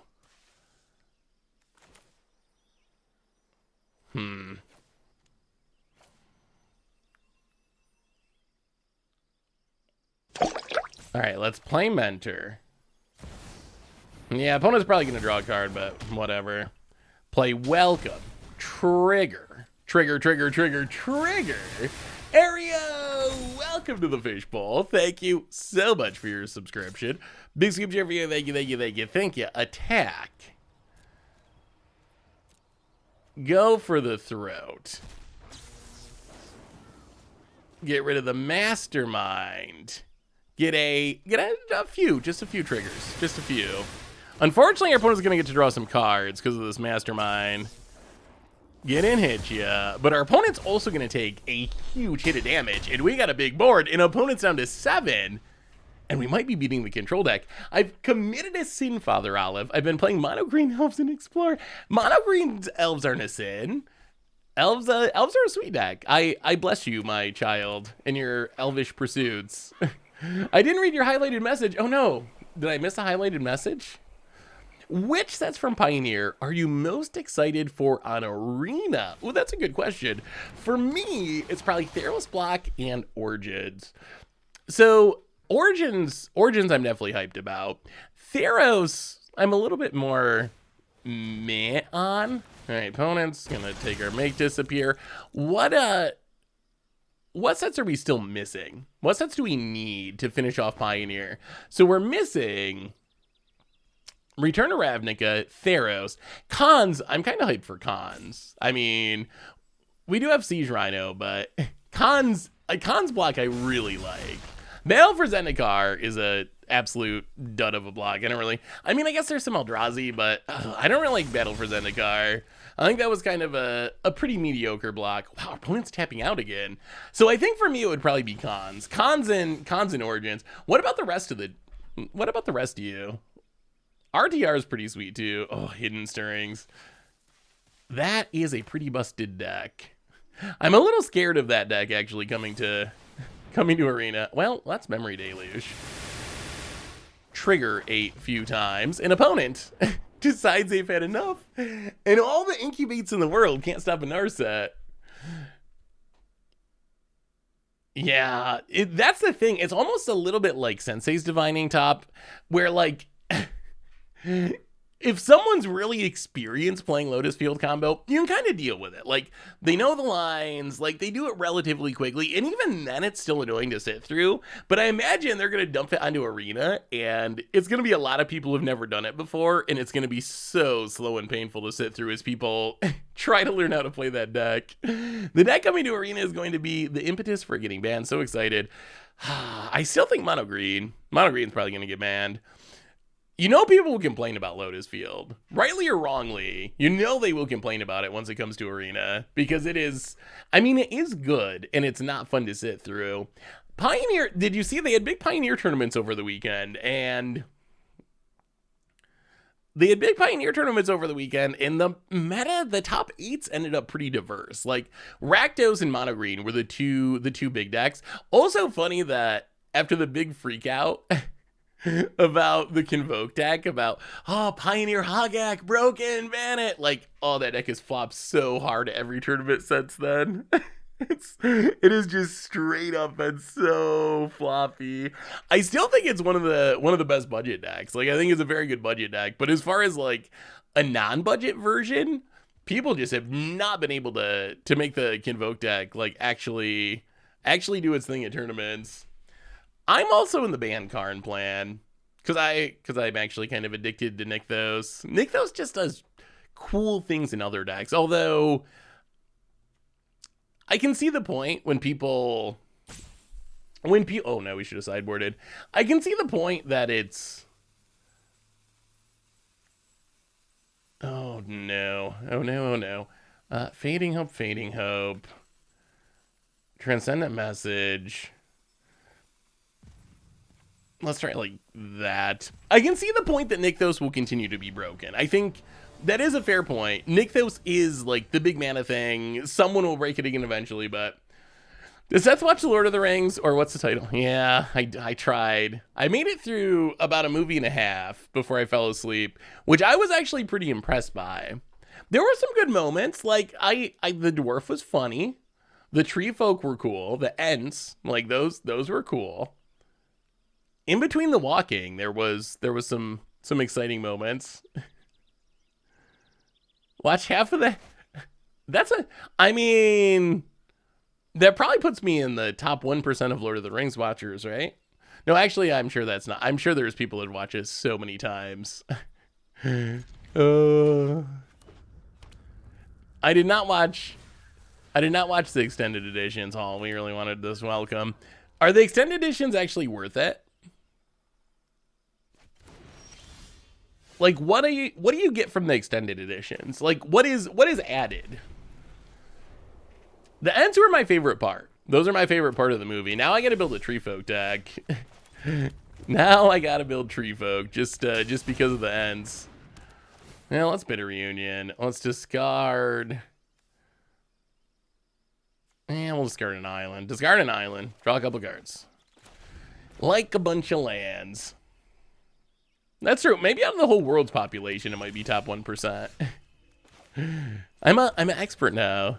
The Lord of the Rings trilogy is one of the few times that the extended editions are actually worth it. The added scenes are seamless and give a smoother flow. I always assume whenever I see extended editions, I typically assume it's not worth it because a lot of the time it's like just adding in the stuff that they cut on purpose from the original. They're just adding in the stuff they cut on purpose from the original to try to get more money out of you. So I'm always a little skeptical of extended editions, but it sounds like maybe Lord of the Rings is not like that, and this might actually be one of the good extended editions. Maybe if I ever make it through the non-extended editions, maybe that'll be my next project. When they do the next Lord of the Rings, they're really afraid of Wandering Emperor, aren't they? So afraid of Wandering Emperor, they did not attack with his shield right. Well, we're gonna bounce it. Oh, did you see? Speaking of Lord of the Rings, did you see? Oh, yeah. Let's mentor. See if they counter it. Did you see the offer? Did you see the offer on the One Ring? There is officially an offer for $500,000 plus a trip to California, apparently, with Cassius Marsh. Would you take it? About it being obnoxious. Would you, if you opened the One Ring, would you take it? How do you prove it's a real one? I mean, this should be pretty easy. I don't think there's typically counterfeits that are actually good enough to fool people who are really looking at them at this point, unless maybe they've developed enough in the last couple years, but I think I would be on the fence. So on one hand, I think it is probably true that there would be a chance that you could sell it for more. So I think that part is true. On the other hand, can you really pass up that amount of money? Like, that's $500,000 is a huge amount of money, a life-changing amount of money for a lot of people. Do you really pass that up to try to like go through the auction process? Things could go wrong. Like, that's the thing. Things could go wrong. Yeah, you gotta tear it apart, do the blue line test, the bend test. You gotta do the bend test. But seriously, if you said no, could you imagine if you're like, no, I'm gonna try to wait and auction it, and then your house got broken into, or like any of the million other things, like your house burns down? Like, I know the odds are not high, but I think that, what do they say? A bird in the hand's worth two in the bush. Like, I think there's an argument for just taking it. I would probably take it. I think I've been thinking about it all morning because there's been a conversation about it. I've been thinking about it all morning, and I lean towards yes. I would just take the 500. I mean, yeah, taxes would definitely eat into it for sure. Like, that's the thing. Like, let's say you decide to go to auction. How high do you realistically think it could go? Like, oh boy. Shieldred is a blowout, isn't it? When you can't kill the Shieldred kills you. Oh, this one, we're like doing everything we want, but this one card has been like 40 billion damage. I'm on it. Kills mentor number 3. Like, let's say you think it's gonna go for $750,000. Wouldn't it be true that by the time you got it graded, paid auction fees, like, are you really coming out ahead when you could just like take 500, snap off 500 to be done with it?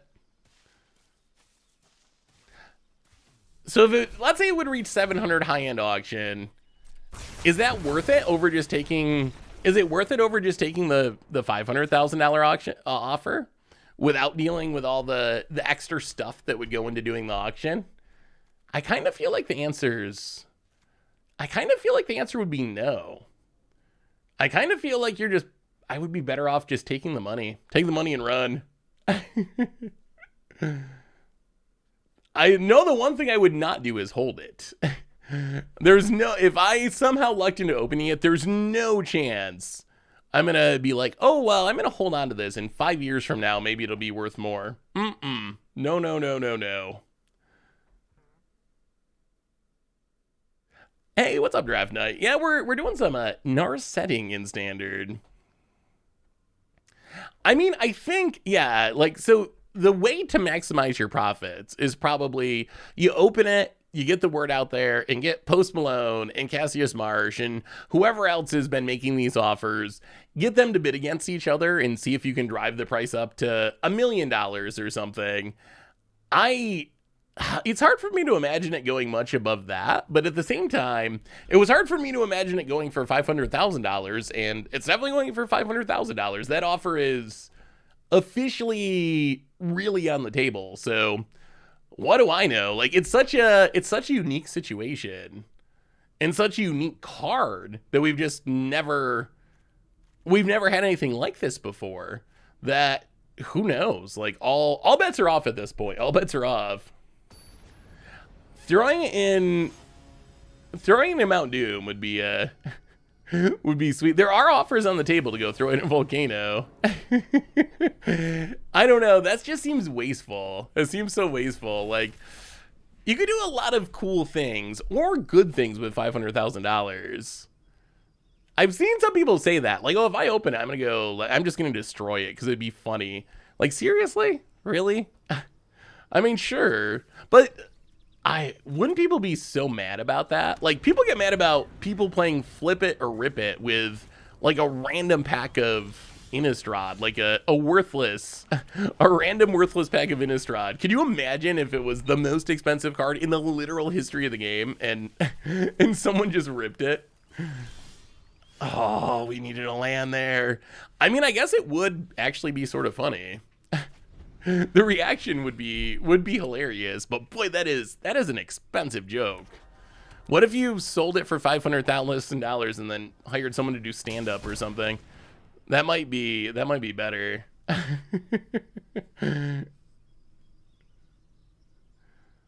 Yeah, the soul rings are going to be expensive as well, right? Not as expensive, but the soul rings are way more playable. Like, the One Ring's fine, but Soul Ring is the most played card in Magic at the moment. Commander is the most played format, and that is the most played card in the format. So when you add that all together, see if missing those land drops comes back to completely haunt us here. But when you add that all together, like, is this Shieldred? Well, not Shieldred. Okay. How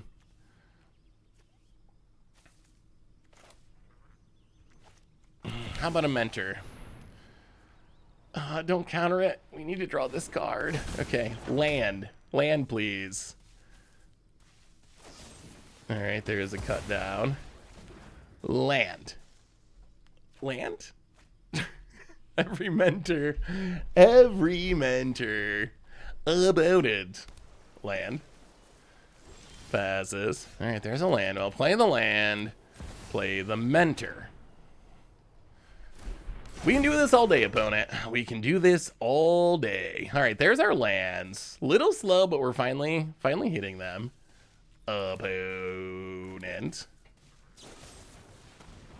Okay, Shieldred's Edict kills the mentor again. I still think it would be funny if someone ends up opening it and just not knowing what it was, not understanding the gravity of what they have opened.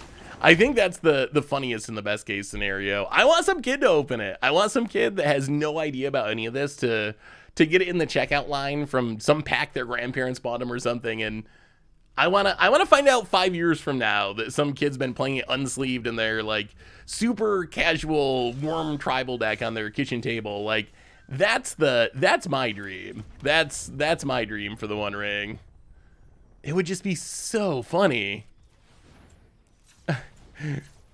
I think that's funnier than throwing in a volcano, personally. Yeah, I mean, that's the hard part. It isn't a collector's booster, so it's not even a $20 pack, like a, I don't even know, $40 pack. Those packs are expensive. So I guess that makes it less likely that'll happen, but what does our opponent do? They're just flooding? I feel like our opponent's doing shockingly little this game. With two toss... Oh, opponent. Are you just passing? Oh, God, opponent. Oh, God, opponent. All right, well, Monastery Mentor, draw two. Two welcomes is a ton of card advantage.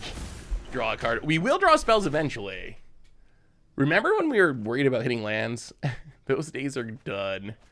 So draw two cards. I don't even know what I'm... Oh, they have the Flash Flyer. Let's just get in with the 1/1. Get in, hit you down to 18. Pass the turn. Do you think March of the Machines is getting enough love in formats? All right, you can draw some cards. March of the Machines, I feel like maybe it'll have a chance to shine more in Standard. Now that we've had the bannings, I'm hopeful that the bannings will lead to that. I think it's really tough.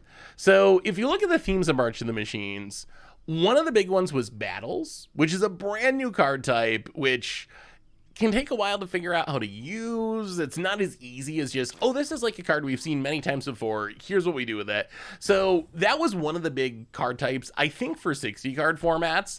And then there's a lot of stuff that was pretty commander focused, like all the team up legends and so forth, a million legends in the set, which is stuff that just isn't really designed to see play too much in competitive formats. So I don't think that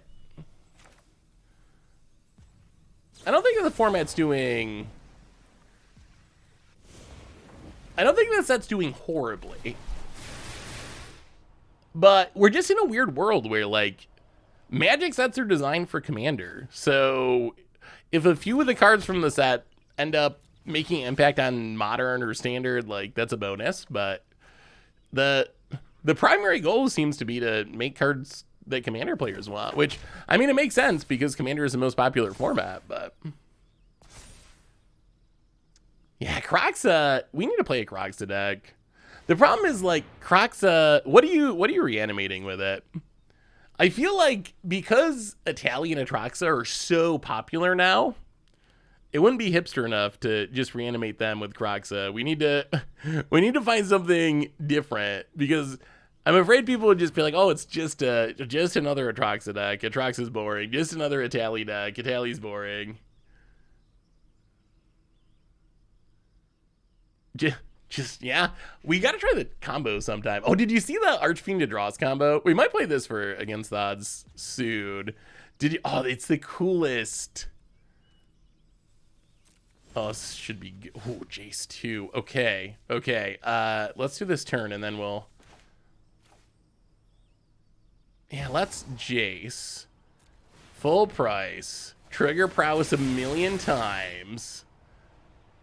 Welcome is so good. It is so good.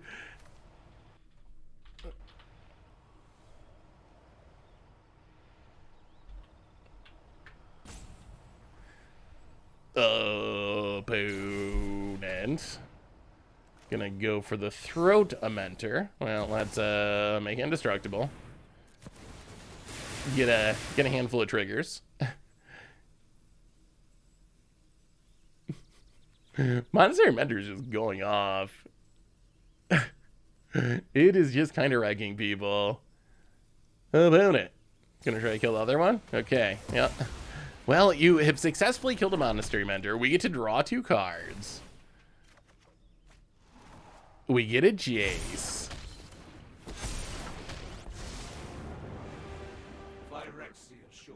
I guess we should have played a land first, probably. Well, playing the land...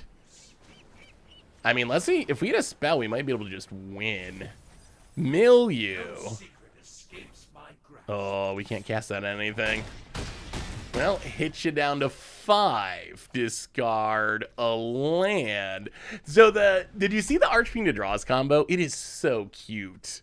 I think we gotta try it for Against the Odds or something. Ooh. All right, sure. That is good. That is good. You got us. You got us a bit. All right, opponent passes. Well, take down Jace. Milieu, draw a card. We could use some haste for our Narset. That would be nice. I know where to find all the answers. I'll play the Narset.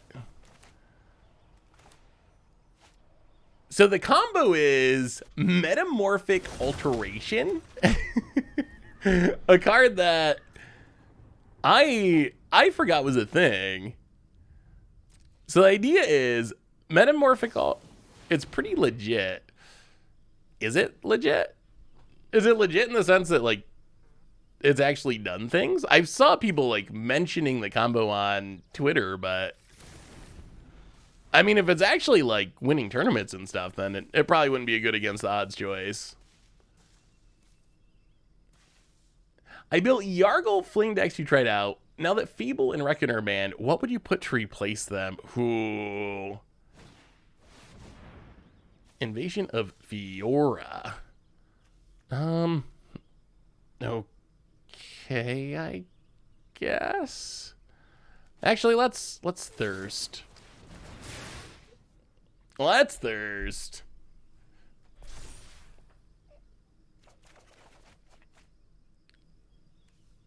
Discard a couple of lands. I mean, we're just drawing so many cards. About it, gonna rather bored. So the combo is Metamorphic Alteration with Archfiend of the Dross. So Archfiend of the Dross. Archfiend of the Dross is the one that enters with 4 oil counters, and then you gotta remove one on your upkeep. If it doesn't have an oil counter, you lose the game. So you get like 4 turns with it. The trick is Metamorphic Alteration, ETBs, enchants a creature, and turns that creature into a copy of a creature of your choice. So the hope is that your opponent plays a creature, and then you can have an Archfiend and play Metamorphic Alteration to turn your opponent's creature into a copy of your Archfiend, but the creature is already on the battlefield, so the ETB oil counters don't happen. So it's an Archfiend that doesn't have any counters on it, and then you just pass the turn and get it to your opponent's upkeep, and they'll die to the Archfiend trigger. It's a pretty hilarious idea. Yeah, it's pretty funny.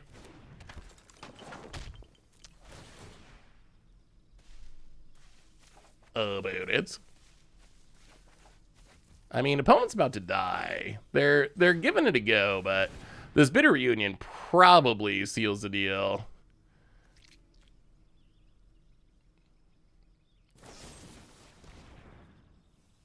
Sure.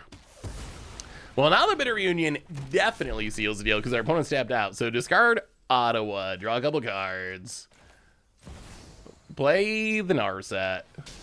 And this was man, maybe this deck's actually pretty good. Bitter Reunion. Haste him up. Go to combat. Attack. And I guess we just Bitter Reunion again.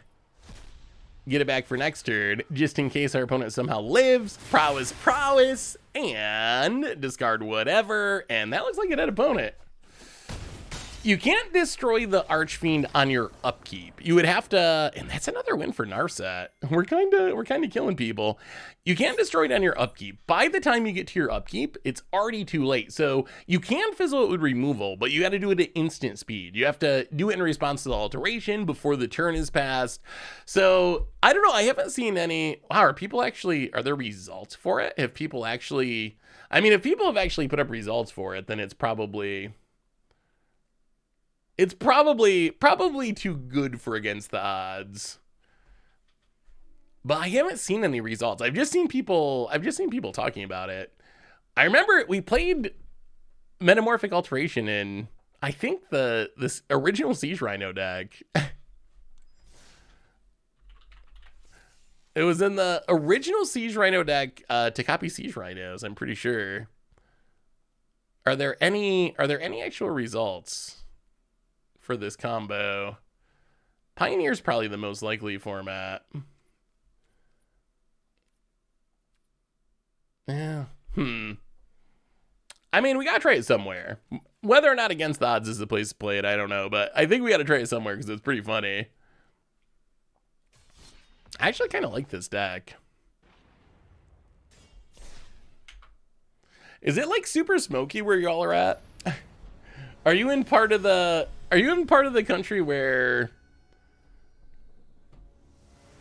the wildfires are like making it unsafe to go outside?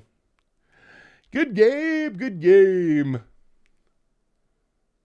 Yeah, having Invoke gone is a much bigger deal than I even really thought through. Like, just the fact that, like, Welcome is an example of a card that we just really couldn't use before. And now it's one of the best cards in our deck. Like, Invoke being gone is way, way better than I thought. Can smell in Toronto. Yeah, I noticed, I didn't know what was going on, but I walked outside and I had this weird smell. I was like, this smells like fire burning. That's so weird. But I couldn't figure out what it was, and then later I saw that it was actually like the forest fires. It's all like hazy. It's so strange. Apparently this is a thing that's gonna keep happening, so I guess get used to it. Apparently we have red meat hook now. We don't even need it unbanned. Although I guess it's not in standard. How greedy are we? We're at 6. You know what? We're pretty greedy. Mostowski is welcome. Tikasia is welcome. How good do you think the red meat hook is? We talked about it a little bit. Opponent burns our face. How close to actual meat hook is Spiteful Banditry? Is it better? I mean, obviously not being legal in standard's a drawback, but no, play the land.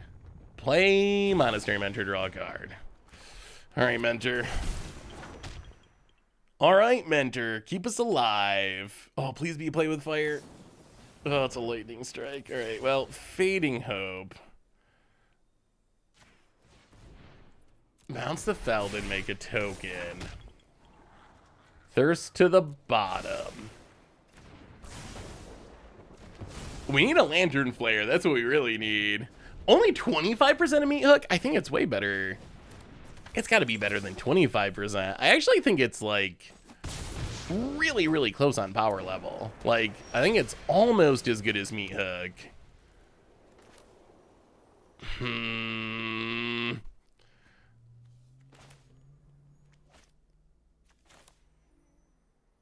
Alright, Monastery Mentor, draw a card.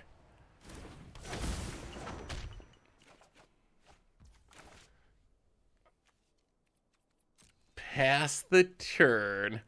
Come on, Lantern Flare. We really, really, really need a Lantern Flare. And please, no more lightning strikes. Although I guess that's a lightning strike that's not hitting our face. It's a lightning strike that is hitting our face. Okay. Well, down to 5. Opponent. Combat. Attacks. Well, let's consider.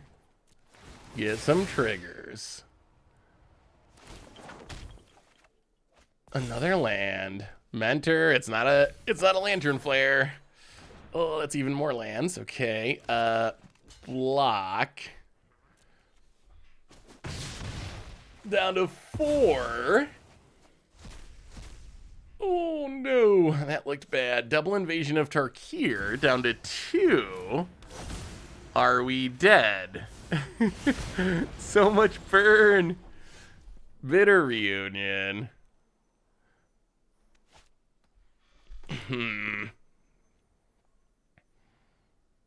Yeah, down to 1.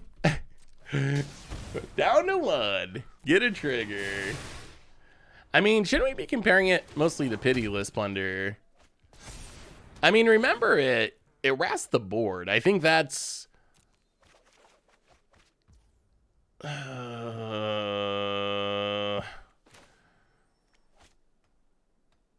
we need to get super lucky at this point. I don't think we can do it. Thirst for Disgust. Now we're going to draw the Lantern Flare. The Desperation Lantern Flare. This Phoenix chick is going to get us. Oh, Phoenix chick. I mean, so compared to Pitiless Plunder, it's not going to combo like Pitiless Plunder. But like, this is a sweeper that then just generates treasures throughout the game. To me, that seems ridiculous.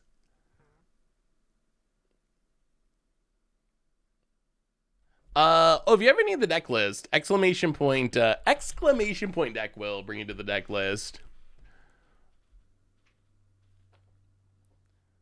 Well, bring in another Lantern Flare. Is Surge of Salvation worth it? Probably some. Make Disappear is kind of slow. Transcendent Message, definitely slow. Invasion of Segovia's a little slow. Barrage does kill a Phoenix chick. Technically does kill a Phoenix chick. Maybe Fateful Absence? Ah, we were so close. If we could have just, like, gained a little bit of life. We got a lot of pain lands in this deck. This is an Archfiend of Draws deck that went undefeated at Sunday DreamHack 10K. Ooh. Let me see.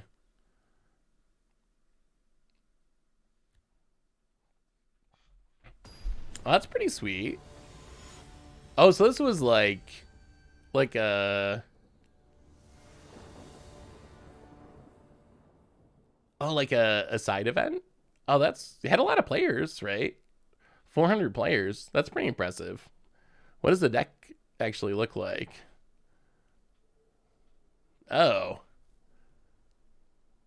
Yeah, I mean, I guess that's kind of a... Looks like Grixis Control. I wonder if there's a better way to do it. Nah, Grixis Control. Fast forward. It's a lot of walking. It's the Lord of the Rings of Magic decks. So much walking. It is cool. So I guess someone has done something with the combo. In a boring shell though. Yeah, I guess Inverter, I guess I could see the comparison to Inverter. Inverter, but way riskier, I guess.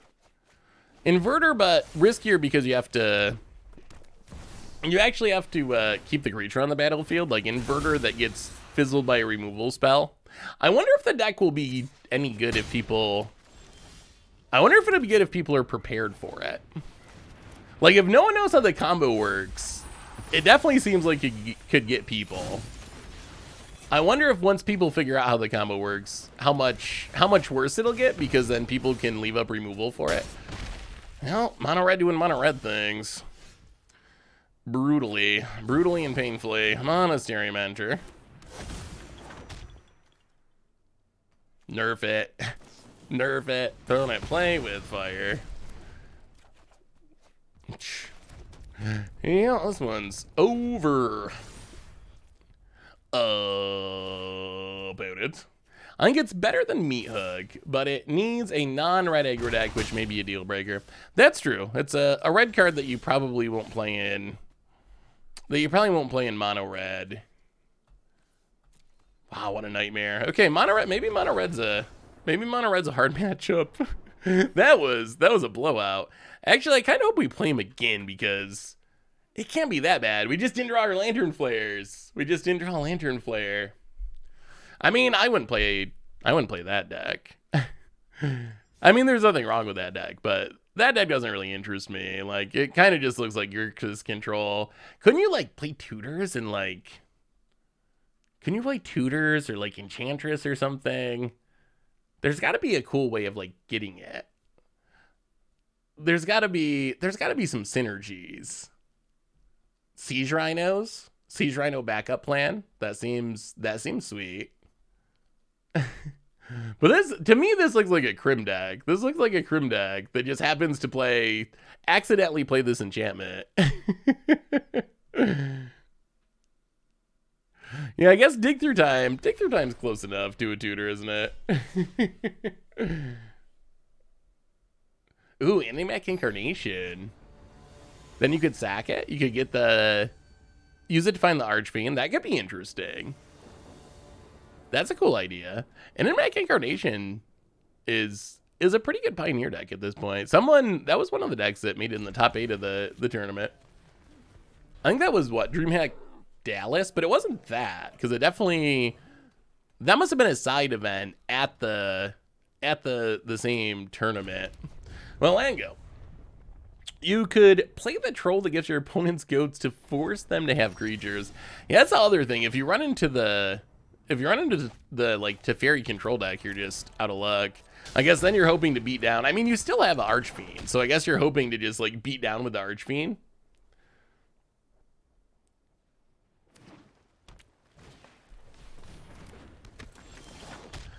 Jeskai Naturalist, eh? Well, play the land.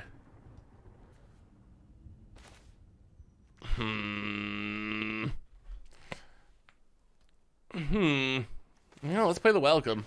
I guess we set up for the long game. And you know what? I think we're actually going to attack. If our opponent wants to trade, I think we will accept that because we have the mentor in hand. I mean, I don't think that sweeper, so it's below rate-ish, right? But like, it's the same rate as Meat Hook Massacre. Like literally, as far as the amount of damage or negative you're giving the creature, it's exactly the same as Meat Hook, and we know how good Meat Hook is. So I feel like I mean, I don't know if the rate's the problem. If Meat Hook was busted, I feel like this, like, colors are different, obviously, but if Meat Hook was busted, I feel like this can be equally strong, and I think the treasure is as good, I think, as the tokens. Well, let's Segovia. Draw a card. Make some dorks. Play the land. Attack the Segovia. Opponent's gonna trade. Alright, opponent. Gonna do some pumping. Gonna gain some life. The fact it doesn't gain you life is huge versus aggro. That is true. Wow, opponent Bitter Reunion. Spice. Oh, it's not green-white enchantments. Opponent's playing 9 enchantments. And there's a Calyx. And, jeez. Alright, opponent's gonna gain a little bit of life. Just a little bit of life. Well, yep. Opponent gains 12-ish. Well, play the land. Play the mentor, draw a card. Ooh, Transcendent Messages. That's some spice. That is some spice. That might be our plan here. Oh my goodness. I listened to your podcast this morning. You didn't speak about Reprieve in Modern. What do you think about that card? Yeah, we didn't talk about Reprieve because we talked about it. How big of an issue is this? Like, do we have to counter this? So they draw one from flipping.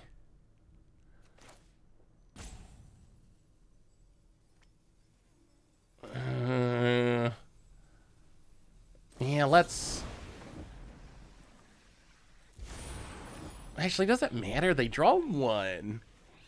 Yeah, you know what? That's fine. Sure. Hopefully we don't end up regretting this. So they get to draw one from this flipping.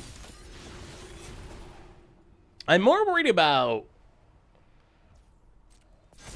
something that'll let them start copying things with Calyx. So I think the Reprieve has some potential. I don't know where it fits.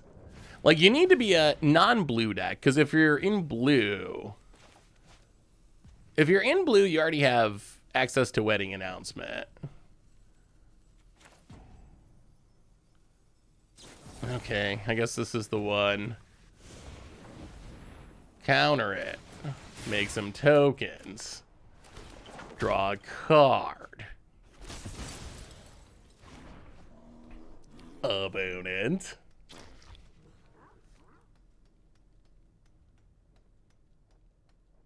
Oh, we can draw so many cards. So I think the Reprieve, and if you're in a blue deck, it doesn't do anything. So you got to be a mono white deck, essentially, or a non-blue white base deck. I think that Remand has fallen out of favor, but Remand still, it's not a bad card.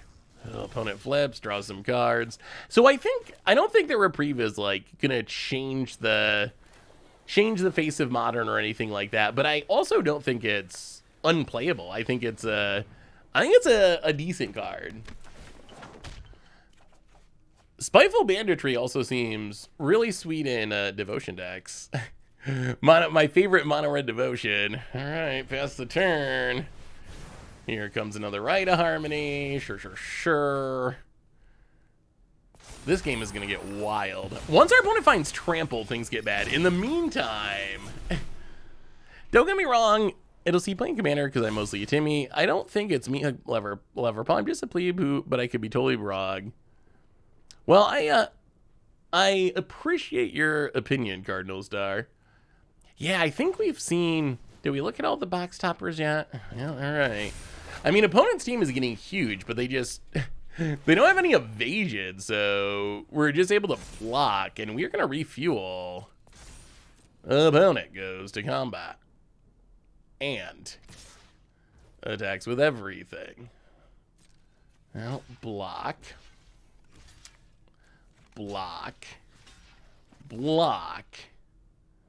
Block, block, block. Take 8.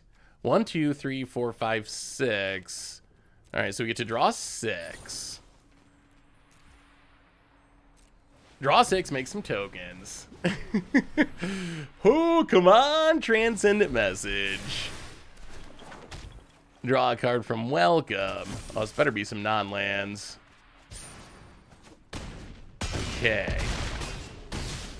So we drop to 10. Well, let's see. Oh, this should be a turn. Play a land. 1, 2, 3. Monastery Mentor. Draw a card. Pass the turn? Can we flip this? That would make it even a more spectacular turn. Oh, they have an 8/8. Yeah, whatever. We'll just pass. Discard, discard, discard. Oh, this is going to be sweet. All right, opponent. All right, opponent. Hey, Seth, normally watching YouTube, watching your podcast a while ago, and I saw you wanted to run a Urborg Lurgoyf deck, and this deck I've been running in Best of One actually uses an Aftermath card. Ooh, let me see. Also, welcome to the stream, MN Zonic. All right, opponent's going to pump the Light Flinker. Ossification. Okay.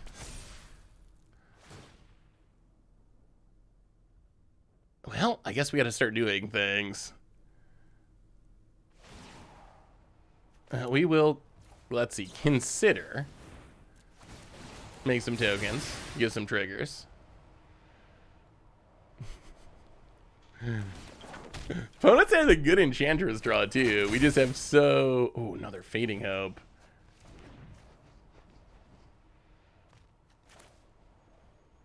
And then...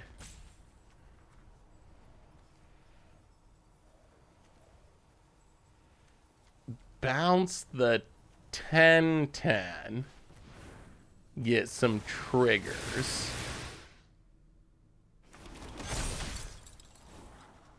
Keep third path. Lantern Flare.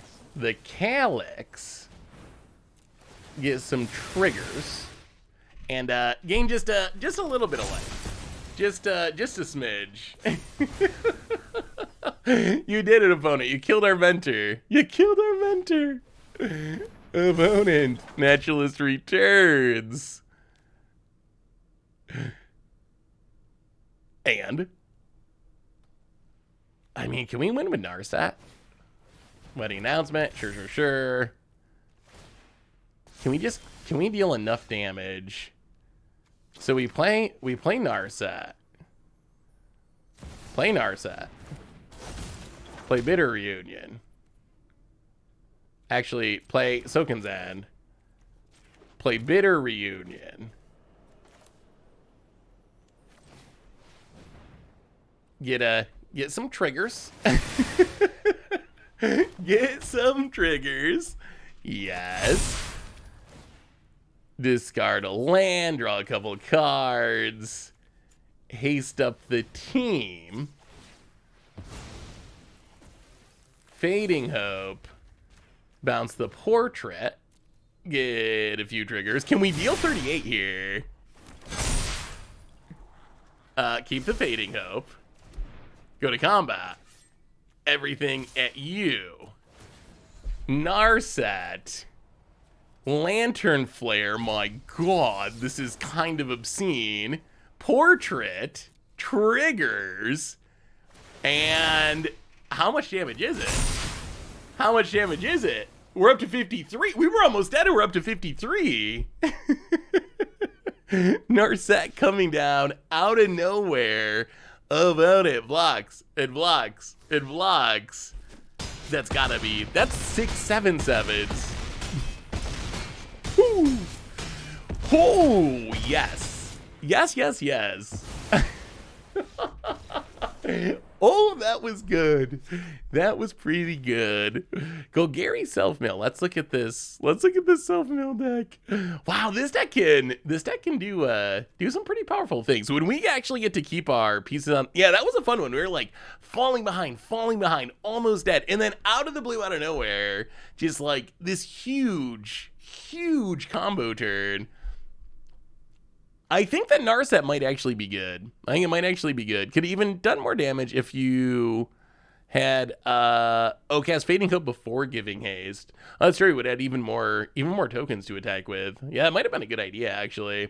Narset seems pretty decent though. Like I think Narset's actually kind of a decent card. I think giving it haste is kind of essential. Like if you're not giving it haste, things kind of fall apart a little bit, like if it's got to sit out. Although even that's gotten more practical with Rakdos not being as popular. Let's look at the deck. Ooh, 9 Vermin. All right. So Reclusive Taxidermist. I always wonder why no one plays Reclusive Taxidermist. It's just it's a powerful 2-mana dork. We see Loam Speaker, we see the Exile one, but we never see Taxidermy. I think people just forgot about Innistrad. There's going to be value to going back to the earliest sets in Standard just because people forget about I forget about this card, and I've built a lot of Magic decks, but I think Taxidermist is good. Urborg Lurgoyf. I still feel like this card's got to be good someday. Vorinclex, Titan Industry, Run Around Breaker. Ooh, Seeds of Hope. Yeah, this looks super sweet. Yeah. Oh boy, we got a sideboard. Undercity Upheaval, I think, is a nice payoff for the deck. I think that might be the biggest thing. The biggest thing to have changed with the archetype. I think that the upheavals upheaval's key. I think upheaval's really, really, really big. Like, that's potentially 3 mana, put like 10 power on the board or something. It's a pretty efficient card. I don't know anything about this game and was randomly recommended to your channel. Looks super fun. Will hang around. Hey, welcome, Big Uso. I will say, unfortunately, as someone who, if you don't know the game, Magic is a little tough to get started with. Like, it is, in my opinion, and I know I'm biased, but it is a great game. I would argue, like, the greatest game. But if you've never seen it before, there's a lot of words on cards. There's a lot of kind of weird archaic rules that you're going to have to get used to. But hopefully we just have so much fun that you enjoy it even if you don't understand everything what's going on. Hey, Seth, I want your opinion about Moto Leagues and event system. I played a bunch of leagues and drafts. Yeah, let's Bitter Reunion, I think. Getting out Bitter Reunion early in case we draw Narset's pretty helpful. Gonna keep these Lantern Flares even though they're 2 more lands. Not good at the moment. Played a bunch of leagues and drafts, but since it's like $10 every time, I can't really enjoy the experience. It feels a bit like gambling. Does anyone else have the same vibes? So I could see the gambling feelings. I will say it's kind of a lot cheaper than it looks because of the rewards. Like the $10 up front, I can see that being a sticking point, having to pay that $10 to get going. But then I guess unless you have a really bad run, if you get 3 wins, you get your money back in a treasure chest. So that's like, what, 60%. If you win, that's a high win percentage in a competitive format. But even if you go 2 and 3, you get half your money back. So I think that makes it feel a little less bad to me. Maybe it should feel worse, but that part makes it feel a little less bad for me personally. I don't know. How did your runs go? Did you have any wins? Because that at least should help you be able to keep playing longer. Like, in theory, those wins build up play points so you can play again the next league without having to put money in, hopefully. Have you tried Invasion of Kaldheim Slogger deck? We've played it a couple times, but not since the banning. So we might have to try that one again now that the bannings have happened. Before the bannings, we didn't have much success with it. But it might be better now that the bannings have happened. Boy, I guess there's another mode on Lantern Flare. the expensive cleave mode, but I guess that's the mode we gotta live with here. Yeah, get rid of that naturalist. We need a creature. We have the welcome. We're set up if we ever find a creature. We just haven't found one. Hey, what's up, Danny Bloss? How are you? Was listening to your podcast last night. Love your content. Hey, Tinus Blossom. Thank you so much. Yeah, I think that Invasion of Kaldheim's maybe a bit of a sleeper. It's a card I want to mess around with more, at least. Narset. Hasty Narset. Well, I mean, yeah, I guess. All right, play Narset. Sack Bitter Reunion for haste. Go attacking. Get back Bitter I don't know if we're making any progress here. Get back Bitter Reunion. Do it again. Discard a Bitter Reunion, because apparently we're going to draw all those. Oh, still no creatures. But I'm not going to block. All right, Storm Carp Ghost. Where's our mentors? Opponent. Restoration of Iganjo. Any word on the next All Will Be One deck? We played a little bit All Will Be One a couple streams ago, but it was the 5-color battle deck, and that deck was just so janky that we didn't win much. Hey, sweet. What are you playing with Vince, Commander? Ooh, Machiko's Reign of Truth. The clock is increasing. The clock is really increasing. Yep. Opponent goes to combat, gets and hits us. Okay. Down to 9. Well, consider mill the land. All right, Fading Hope is something. That is something at least. Okay, there's Third Path. That also helps. Well, play Third Path. Draw a card. Play the land. Can we get back into it after this long? So we can, let's see, Fading Hope. Fading Hope, one of the tokens. Get some triggers. Land to the bottom. Go to combat. Attack. Lantern Flare. Kill a token, get some triggers. Okay. Opponent down to 17. Wait, are we back in this now?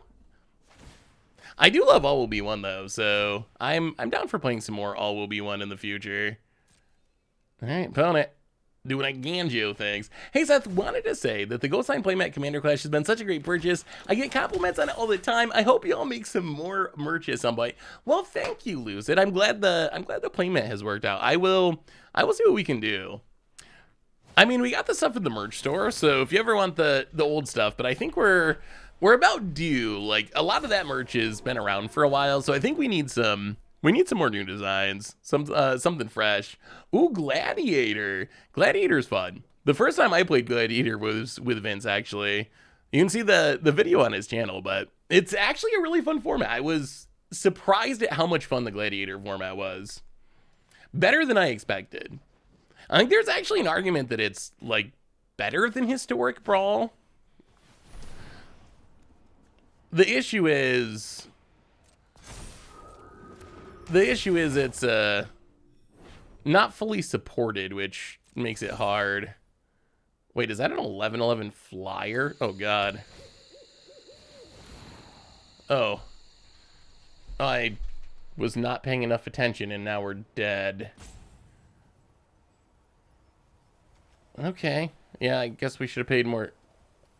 Wait, 1, 2, 3, 4, 5, 6, 7. Oh yeah, that's not good. That's not good at all. All right, so we have to like super high roll here. We should have. Oh, if we paid more attention, I think we could have lived here too. We draw land. That doesn't do it. Oh, all considers we needed a Fading Hope. Yeah, that's what we needed to do. We could have stopped that if we were paying attention, but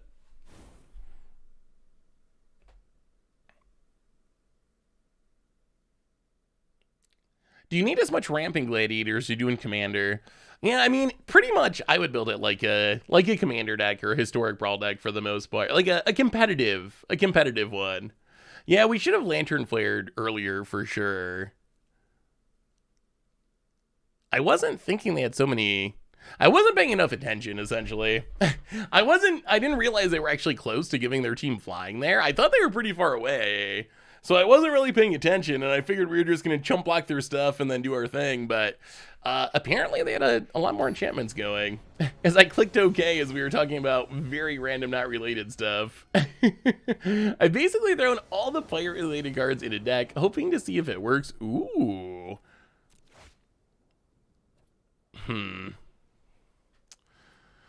Alright. No welcome, no card draw, but we have a Third Path, I guess.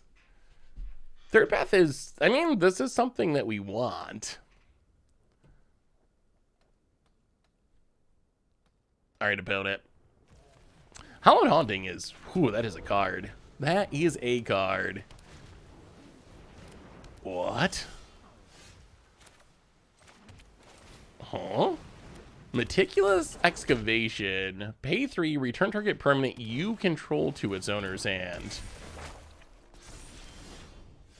That's something I've never seen played before. Interesting.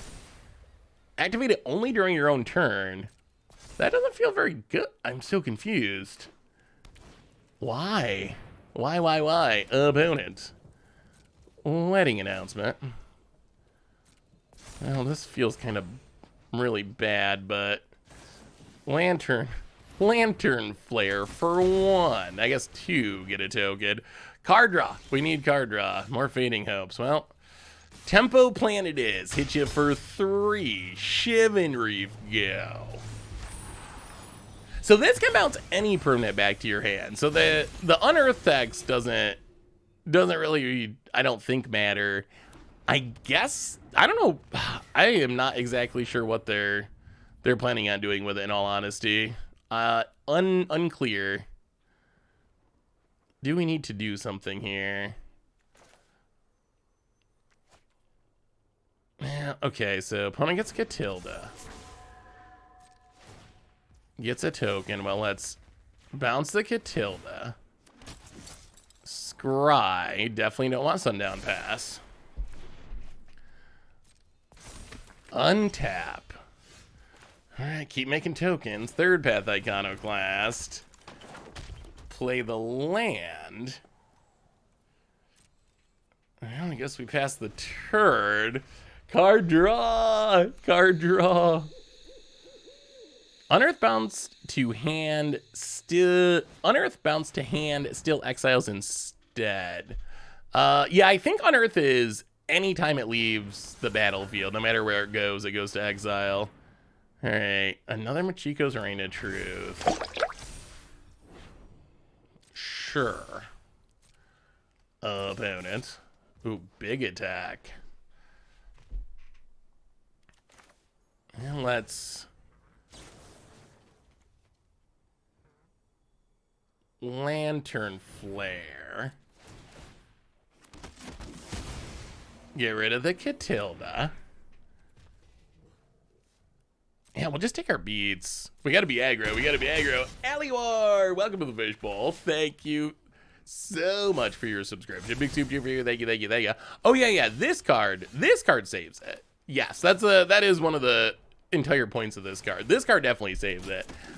I thought you were talking in general. Like, in general, if you somehow bounce it back to your hand, it doesn't do anything. Can we play Narset? They can Catilda. I think we have to. They're going to gain a lot of life this turn. Like, they can just put Catilda on something that they pump with Machiko's Reign of Truth and, yeah, gain a huge heap of life. Although we do get to deal with it next turn, so we're not dead. We go to 4. We untap. We consider. Get some triggers.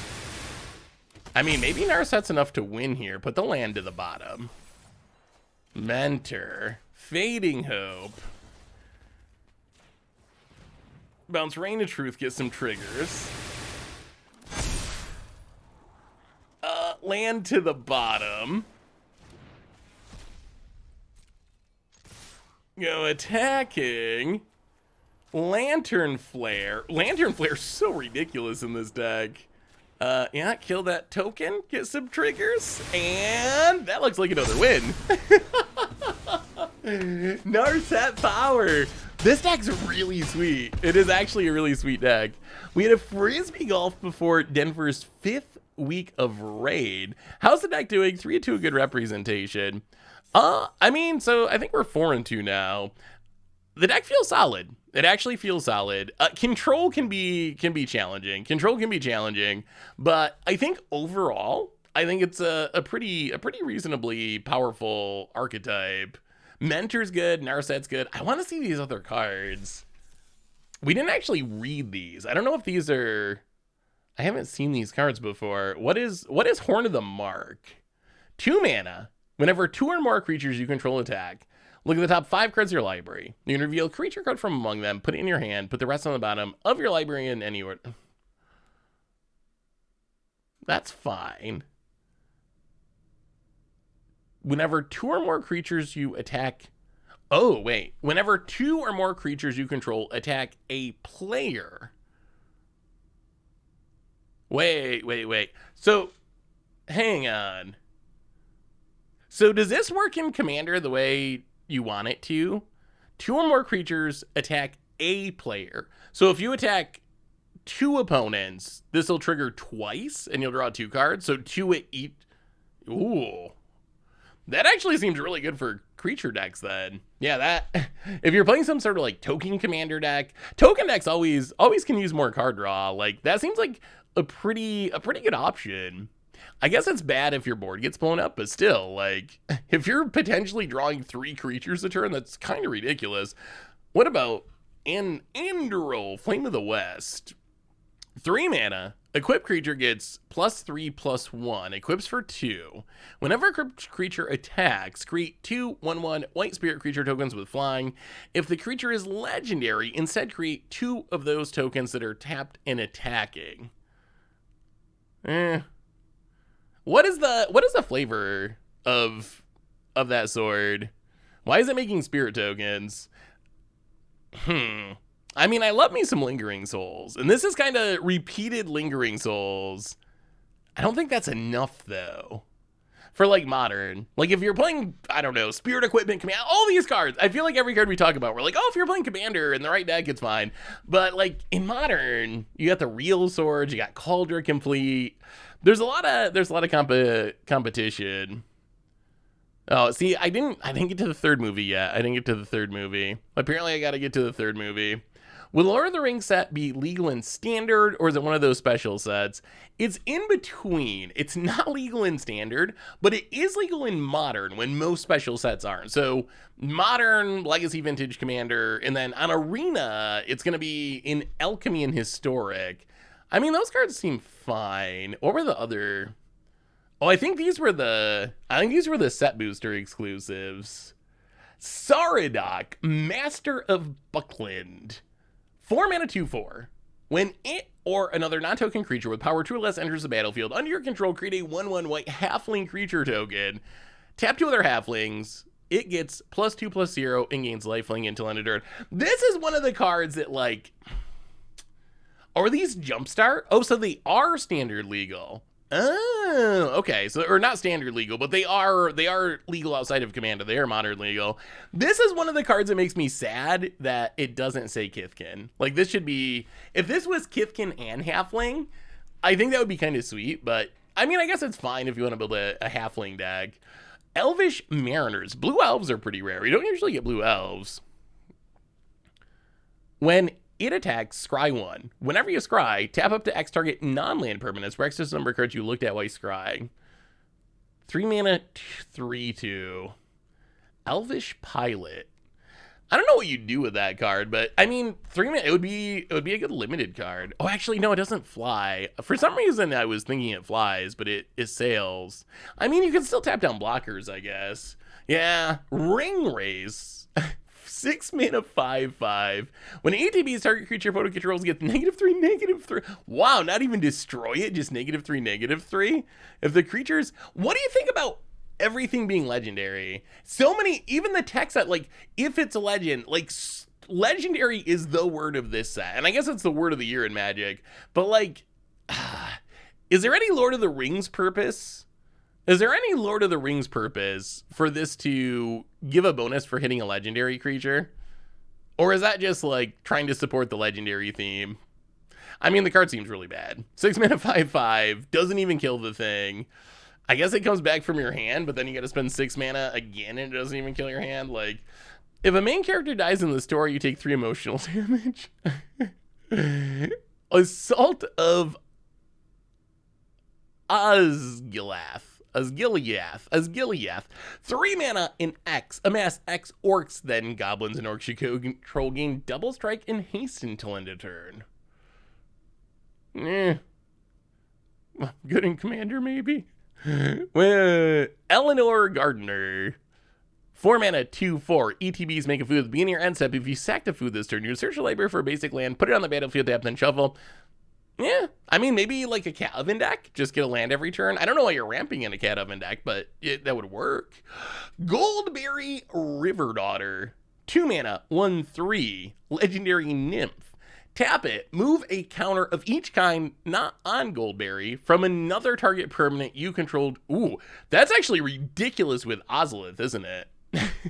that was the first thing because Ozolith is gonna have a bunch of different kinds of counters. So this is like tap, steal all the Ozolith counters, and then pay a blue, tap it, move one or more counters from Goldberry to another target permanent you control if you do draw a card. That's actually kind of sweet with the Ozolith in specific. The Battle of Bywaters. What is the Battle of Bywaters? I don't remember that in the movie.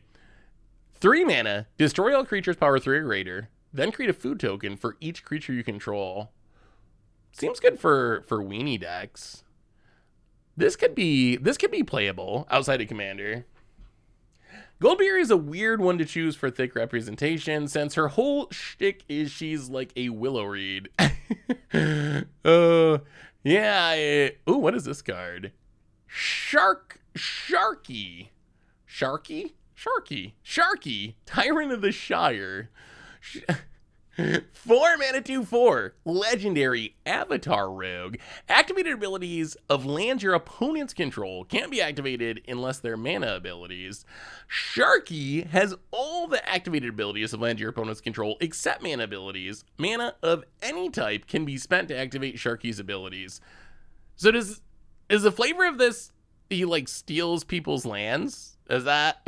I also don't remember Sharky from the movie, but I guess it's supposed to be stealing your lands. I guess it's good with creature lands, maybe. Like you could use creature lands to pump it. What? Shuts down Thespian Stage?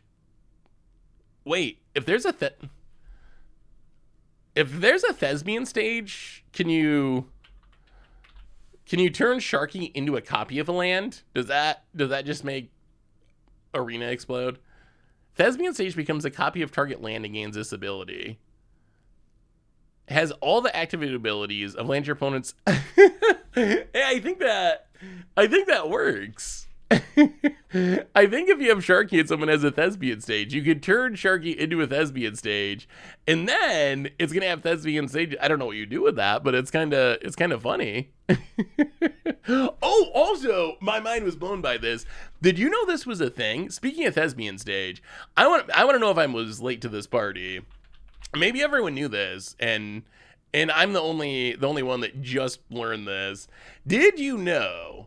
Because this feels like a modern deck waiting to be built that I've literally never seen anyone do this. So apparently, and let me know again. Let me know if you knew this. So apparently, if you have an Urza Saga, and your Urza Saga, let's say, is copied by a Thespian Stage, you can let your Thespian Stage Urza Saga get up to like the second lore counter where it gets the construct creation mode, and then you can use Thespian Stage to copy any other land, and then the Thespian Stage Urza Saga, which is now another land, is still going to have the construct making ability, where you can just like, and it's not getting any more counters, it's never going to sacrifice itself, so you basically build a permanent Urza Saga.